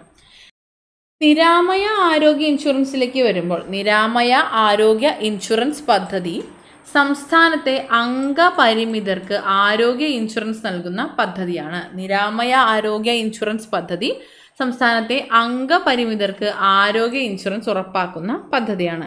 അപ്പോൾ ഇത്രയും പദ്ധതികളിലൂടെ ഗവൺമെൻറ് നമ്മുടെ രാജ്യത്ത് നിലനിൽക്കുന്ന ദാരിദ്ര്യത്തെ ഇല്ലാതെയാക്കി തന്നെ മനുഷ്യർക്ക് നല്ല രീതിയിൽ ജീവിക്കുന്നതിനാവശ്യമായ സാഹചര്യം ഒരുക്കി കൊടുക്കുന്നതിനുള്ള പദ്ധതികളാണ് രൂപവൽക്കരിച്ചിട്ടുള്ളത്. ഇവ കൂടാതെ കേരളം മറ്റ് ചില പദ്ധതികൾ കൂടി ഫലപ്രദമായി നടപ്പിലാക്കി വരുന്നുണ്ട്. അവയ്ക്ക് ഉദാഹരണമാണ് സ്നേഹസാന്ത്വനം, വയോമിത്രം, അതിദാരിദ്ര്യ നിർമ്മാർജ്ജനം, കാരുണ്യ ആരോഗ്യ സുരക്ഷ, താലോലം, ആശ്വാസകിരണം, സ്നേഹപൂർവം, ക്യാൻസർ സുരക്ഷ, ലൈഫ് മിഷൻ തുടങ്ങിയ പദ്ധതികൾ. ഇനി കുടുംബശ്രീയിലേക്ക് വരുമ്പോൾ കുടുംബശ്രീയുടെ പ്രവർത്തനങ്ങൾ നമ്മൾ കുറേയൊക്കെ പഠിച്ചതാണ്. കുടുംബശ്രീ എത്രത്തോളം ഇമ്പോർട്ടൻ്റ് ആണ് ദാരിദ്ര്യ നിർമ്മാർജ്ജനത്തിൽ എന്നത് നമ്മൾ പഠിച്ചതാണ്. അതിനെ കുറച്ചുകൂടി വിശദമായ വിവരങ്ങളാണ് ഇവിടെ തരുന്നത്. കുടുംബശ്രീയും ദാരിദ്ര്യ നിർമ്മാർജ്ജനവും. കുടുംബശ്രീ ഒന്നായി മുന്നേറാം. ദാരിദ്ര്യ ലഘൂകരണവും സ്ത്രീകളുടെ സാമ്പത്തിക ഉയർച്ചയും ലക്ഷ്യമിട്ടുകൊണ്ട് 1998 മെയ് 17 തീയതി ഓർത്ത് വെക്കണം, ചോദിച്ചിട്ടുണ്ട്. PYQ ആണ്. ഏത് വർഷം, ഏത് തീയതി, ഏത് മാസം ചോദിച്ചിട്ടുണ്ട് കേട്ടോ. ദാരിദ്ര്യ ലഘൂകരണവും സ്ത്രീകളുടെ സാമ്പത്തിക ഉയർച്ചയും ലക്ഷ്യമിട്ടുകൊണ്ട് 1998 മെയ് 17 ആരംഭിച്ച പദ്ധതിയാണ് കുടുംബശ്രീ പദ്ധതി. സാമൂഹ്യ ജീവിതത്തിൻ്റെ ഭൂരിഭാഗം മേഖലയിലും ഈ പ്രസ്ഥാനം വ്യാപിച്ചു കഴിഞ്ഞു.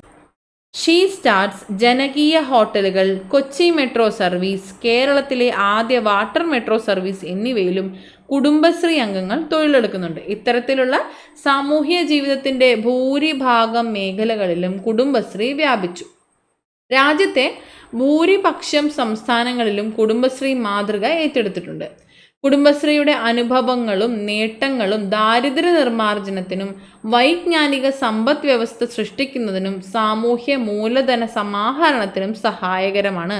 കുടുംബശ്രീയുടെ അനുഭവങ്ങളും നേട്ടങ്ങളും ദാരിദ്ര്യ നിർമ്മാർജ്ജനത്തിന് സഹായകരമാണ്. അതുപോലെ വൈജ്ഞാനിക സമ്പദ് വ്യവസ്ഥ സൃഷ്ടിക്കുന്നതിനും സാമൂഹ്യ മൂലധന സമാഹരണത്തിനും സഹായകമായിട്ടുള്ളവയാണ്. ഇനി ഭക്ഷ്യസുരക്ഷയിലേക്ക് വരുമ്പോൾ, ഭക്ഷ്യസുരക്ഷ ഒരു സമൂഹത്തിലെ എല്ലാവർക്കും എല്ലായ്പ്പോഴും അവരവർക്ക് ആവശ്യമായിട്ടുള്ള അളവിൽ സുരക്ഷിതവും പോഷക സമ്പുഷ്ടവുമായിട്ടുള്ള ആഹാരം ലഭ്യമാക്കുകയും അവ നേടാൻ ആവശ്യമായിട്ടുള്ള സാഹചര്യം ഉറപ്പാക്കുകയും ചെയ്യുക എന്നതാണ് ഭക്ഷ്യസുരക്ഷ എന്നതുകൊണ്ട് പ്രധാനമായിട്ടും ഉദ്ദേശിക്കുന്നത്. നമ്മുടെ സമൂഹത്തിലെ എല്ലാവർക്കും തന്നെ എല്ലായ്പ്പോഴും അവരവർക്ക് ആവശ്യമായിട്ടുള്ള അളവിൽ സുരക്ഷിതവും പോഷക സമ്പുഷ്ടവുമായിട്ടുള്ള ആഹാരം ലഭ്യമാക്കുകയും അവ നേടാൻ ആവശ്യമായിട്ടുള്ള സാഹചര്യം ലഭ്യമാക്കുകയും ചെയ്യുക എന്നതാണ്, അത് ഉറപ്പുവരുത്തുകയും ചെയ്യുക എന്നതാണ് ഭക്ഷ്യസുരക്ഷ എന്നതുകൊണ്ട് പ്രധാനമായിട്ടും ഉദ്ദേശിക്കുന്നത്. ഭക്ഷ്യസുരക്ഷ ഉറപ്പുവരുത്താൻ കഴിയാത്തത് എന്തുകൊണ്ടാണ്? കാലാവസ്ഥാ വ്യതിയാനം, അതുപോലെ വ്യവസായവൽക്കരണം, വരുമാനക്കുറവ്, വില വർധന, കയ്യിൽ താങ്ങാത്ത വിധം വില വർദ്ധിക്കുകയാണെങ്കിൽ അതൊരു വലിയ പ്രശ്നമായി തന്നെ വരും. അതുപോലെ ലഭ്യതക്കുറവ്, നമ്മുടെ കയ്യിൽ ആവശ്യത്തിനധികം പണമുണ്ടെങ്കിലും വസ്തുക്കളുടെ ലഭ്യത കുറഞ്ഞു കഴിഞ്ഞാൽ അവ ഭക്ഷ്യസുരക്ഷ ഉറപ്പുവരുത്താൻ കഴിയാത്ത ഒരു കാരണമായി മാറും. അതുപോലെ വിതരണത്തിലെ അസന്തുലിതാവസ്ഥ വലിയൊരു പ്രശ്നമാണ്. അപ്പോൾ ഇത്തരത്തിൽ ഇവയെല്ലാമാണ് ഭക്ഷ്യസുരക്ഷ ഉറപ്പുവരുത്താൻ കഴിയാത്ത സാഹചര്യം എന്ന് പറയുന്നത്. ഇതുകൂടാതെ നമുക്ക് എന്തൊക്കെ പറയാം?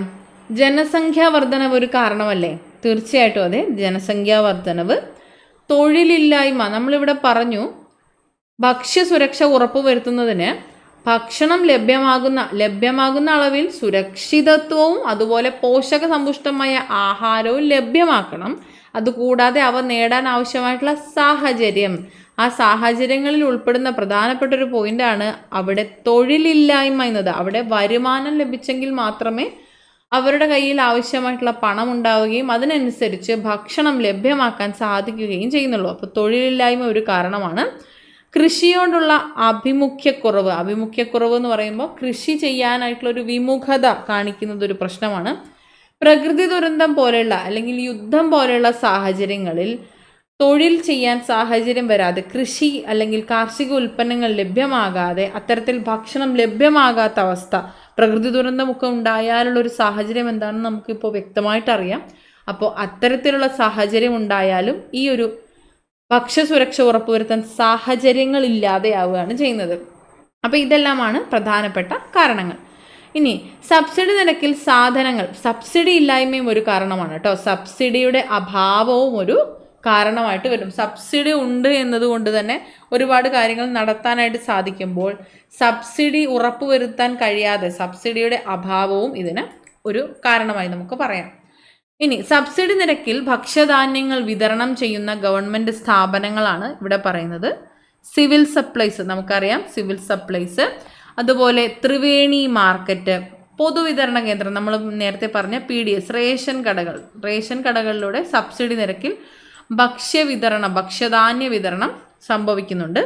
നീതി സ്റ്റോർ, മാവേലി സ്റ്റോർ, നന്മ സ്റ്റോർ, ഹോർട്ടികോപ്പ് ഇവയെല്ലാം തന്നെ ഇതിന് ഉദാഹരണങ്ങളാണ്. Civil supplies, Triveni super market, PDS, നന്മ സ്റ്റോർ, മാവേലി സ്റ്റോർ, നീതി സ്റ്റോർ ഇവയെല്ലാം നമുക്ക് ഉദാഹരണമായി പറയാം. വിശപ്പ് രഹിത കേരളം, പട്ടിണി ഇല്ലാതാക്കി കേരളത്തെ ഒരു വിശപ്പ് രഹിത സംസ്ഥാനമാക്കി മാറ്റുക എന്നതാണ് വിശപ്പ് രഹിത കേരളം എന്ന പദ്ധതിയുടെ പ്രധാനപ്പെട്ട ലക്ഷ്യം. പട്ടിണി ഇല്ലാതാക്കണം, വിശപ്പ് രഹിത സംസ്ഥാനമാക്കി കേരളത്തെ മാറ്റണം. 2017-18 മുതൽ കുടുംബശ്രീയുടെ തദ്ദേശ സ്വയംഭരണ സ്ഥാപനങ്ങളുടെയും സഹായത്തോടെയാണ് പദ്ധതി നടപ്പിലാക്കി വരുന്നത്. 2017-18 കാലഘട്ടത്തിലാണ് കുടുംബശ്രീയുടെയും തദ്ദേശ സ്വയംഭരണ സ്ഥാപനങ്ങളുടെയും സഹായത്തോടെയാണ് ഈ പദ്ധതി നടപ്പിലാക്കി വരുന്നത്. ഇത്തരം നൂതന പദ്ധതികളിലൂടെ എല്ലാവർക്കും ആവശ്യമായിട്ടുള്ള ഭക്ഷണം ഉറപ്പുവരുത്തുക എന്നത് വഴി ഭക്ഷ്യസുരക്ഷ കൈവരിക്കുകയാണ് പ്രധാനമായും ലക്ഷ്യം വെക്കുന്നത്. ഭക്ഷ്യസുരക്ഷ ഉറപ്പുവരുത്തുക, ജനജീവിതം കുറച്ചുകൂടി എളുപ്പമുള്ളതാക്കി സുഗമമാക്കി മാറ്റുക. ആരോഗ്യപൂർണമായിട്ടുള്ള ജീവിതം നിലനിർത്തുന്നതിന് പോഷക സമൃദ്ധമായിട്ടുള്ള ആഹാരം മതിയായ അളവിൽ ആവശ്യമായിട്ടുണ്ട്. അത്തരത്തിലുള്ളൊരു സാഹചര്യം ഉണ്ടാക്കി പട്ടിണി രഹിതമാക്കുക എന്ന ലക്ഷ്യത്തോടെയുള്ള പദ്ധതിയാണ് വിശപ്പ് രഹിത കേരളം എന്നത്. ഇനി ഭക്ഷ്യസുരക്ഷയില്ലായ്മ പൊതുവെ നമ്മുടെ സമൂഹത്തിലെ സാമ്പത്തികമായി പിന്നോക്കം നിൽക്കുന്നവരെയാണ് പ്രധാനമായിട്ടും ബാധിക്കുന്നത്. എന്നാൽ ഭൂകമ്പം, വരൾച്ച, വെള്ളപ്പൊക്കം, സുനാമി, മഹാമാരികൾ തുടങ്ങിയ സാഹചര്യങ്ങൾ നേരിടുമ്പോൾ രാജ്യത്തെ എല്ലാ ജനവിഭാഗത്തിലെ ജനങ്ങൾ എല്ലാവരും മറ്റ് ജനവിഭാഗങ്ങളെയും ഈ അവസ്ഥ, ഈ ഒരു ഭക്ഷ്യസുരക്ഷയില്ലായ്മ എന്നത് ബാധിക്കും. പൊതുവിതരണ സംവിധാനത്തിൻ്റെ ഫലപ്രദമായ ഇടപെടൽ മൂലം ഭക്ഷ്യക്ഷാമം ഒരു പരിധിവരെ പരിഹരിക്കാവുന്നതാണ്. അതായത് നമ്മളിവിടെ പറഞ്ഞത് ഭക്ഷ്യസുരക്ഷ ഉറപ്പുവരുത്തുക എന്നത് പ്രധാനപ്പെട്ട ഒരു ലക്ഷ്യം തന്നെയാണ്. എന്നാൽ ഇത് ആരോഗ്യപൂർണമായിട്ടുള്ള ഒരു ജീവിതം നിലനിർത്താൻ ആവശ്യമായ പോഷക ആഹാരം മതിയായ അളവിൽ ലഭ്യമാക്കുക എന്നതാണ് പ്രധാനമായിട്ട് ലക്ഷ്യം വെക്കുന്നത്. പൊതുവെ നമ്മുടെ സമൂഹത്തിൽ ഭക്ഷ്യസുരക്ഷയില്ലായ്മ ബാധിക്കുന്നത് വരുമാനമില്ലാത്തവരെയാണ്, സാമ്പത്തികമായി പിന്നോക്കം നിൽക്കുന്നവരെയാണ്. അവർക്ക് അത് മേടിക്കാനായിട്ടുള്ള, സ്വന്തമാക്കാനായിട്ടുള്ള ഏണിങ്സ് ഇല്ലാതെ ആവുന്നു എന്നുള്ളതാണ്. എന്നാൽ ഇത്തരത്തിലുള്ള സാഹചര്യങ്ങൾ നമ്മളിവിടെ പറഞ്ഞതുപോലെ ഭൂകമ്പം പോലെയോ വരൾച്ച, വെള്ളപ്പൊക്കം, സുനാമി പോലെയോ ഉള്ള മഹാമാരികൾ വരുന്ന സാഹചര്യത്തിൽ പണമുള്ളവനും ഇല്ലാത്തവനും എന്ന അന്തരമൊന്നുമില്ലാതെ തന്നെ എല്ലാവരും ഈ ഒരു അവസ്ഥയിൽ ബാധിക്കപ്പെട്ടവരായിട്ട് ഭക്ഷ്യസുരക്ഷയില്ലായ്മ സംഭവിക്കുന്നു. ആ സമയങ്ങളിലും ഈ ഇത്തരത്തിലൊരു ഭക്ഷ്യസുരക്ഷ ഉറപ്പുവരുത്താനായി സാധിക്കണം. അതുകൂടാതെ പൊതുവെയുള്ള സാഹചര്യങ്ങളിൽ പൊതുവിതരണ സംവിധാനത്തിൻ്റെ ഫലപ്രദമായിട്ടുള്ള ഇടപെടൽ, പൊതുവിതരണ സംവിധാനത്തിലൂടെ ഭക്ഷ്യക്ഷാമം ഒരു പരിധിവരെ കുറച്ച് ഭക്ഷ്യക്ഷാമം ഉറപ്പുവരുത്തി ജനവിഭാഗങ്ങളെ സംരക്ഷിക്കാനായിട്ട് സാധിക്കും. അപ്പോൾ ഇത്രയും പോയിന്റ്സ് ആണ് ഈ ഒരു ചാപ്റ്ററിൽ ഉൾപ്പെടുത്തിയിട്ടുള്ളത്. ഇതിൽ പ്രധാനമായിട്ടും നമുക്ക് കുറച്ച് പദ്ധതികൾ ഒരുപാട് PSC ചോദിക്കാറുള്ളതാണ്. പദ്ധതികളെക്കുറിച്ച് നമ്മൾ പഠിക്കണം. SCRT ചാപ്റ്ററിൽ തന്നിട്ടുള്ള പദ്ധതികൾ നിർബന്ധമായിട്ടും പഠിക്കണം. അല്ലാതെ തന്നെ ഉള്ള പദ്ധതികൾ നമ്മൾ മനസ്സിലാക്കിയിരിക്കേണ്ടതാണ്. അതുകൂടാതെ കുടുംബശ്രീയുടെ പ്രാധാന്യം പറയേണ്ട കാര്യമില്ല. PSCയുടെ ഫേവറേറ്റ് മേഖലയാണ്. കുടുംബശ്രീയുടെ വർഷം, മാസം, തീയതിയൊക്കെ കൃത്യമായി പഠിച്ചു വെക്കേണ്ടതാണ്. അതുപോലെ ഓരോ വരികളും കൃത്യമായി തന്നെ മനസ്സിലാക്കാനായിട്ട് ശ്രമിക്കുക. നന്നായിട്ട് പഠിക്കുക. എല്ലാവർക്കും താങ്ക് യു സോ മച്ച്.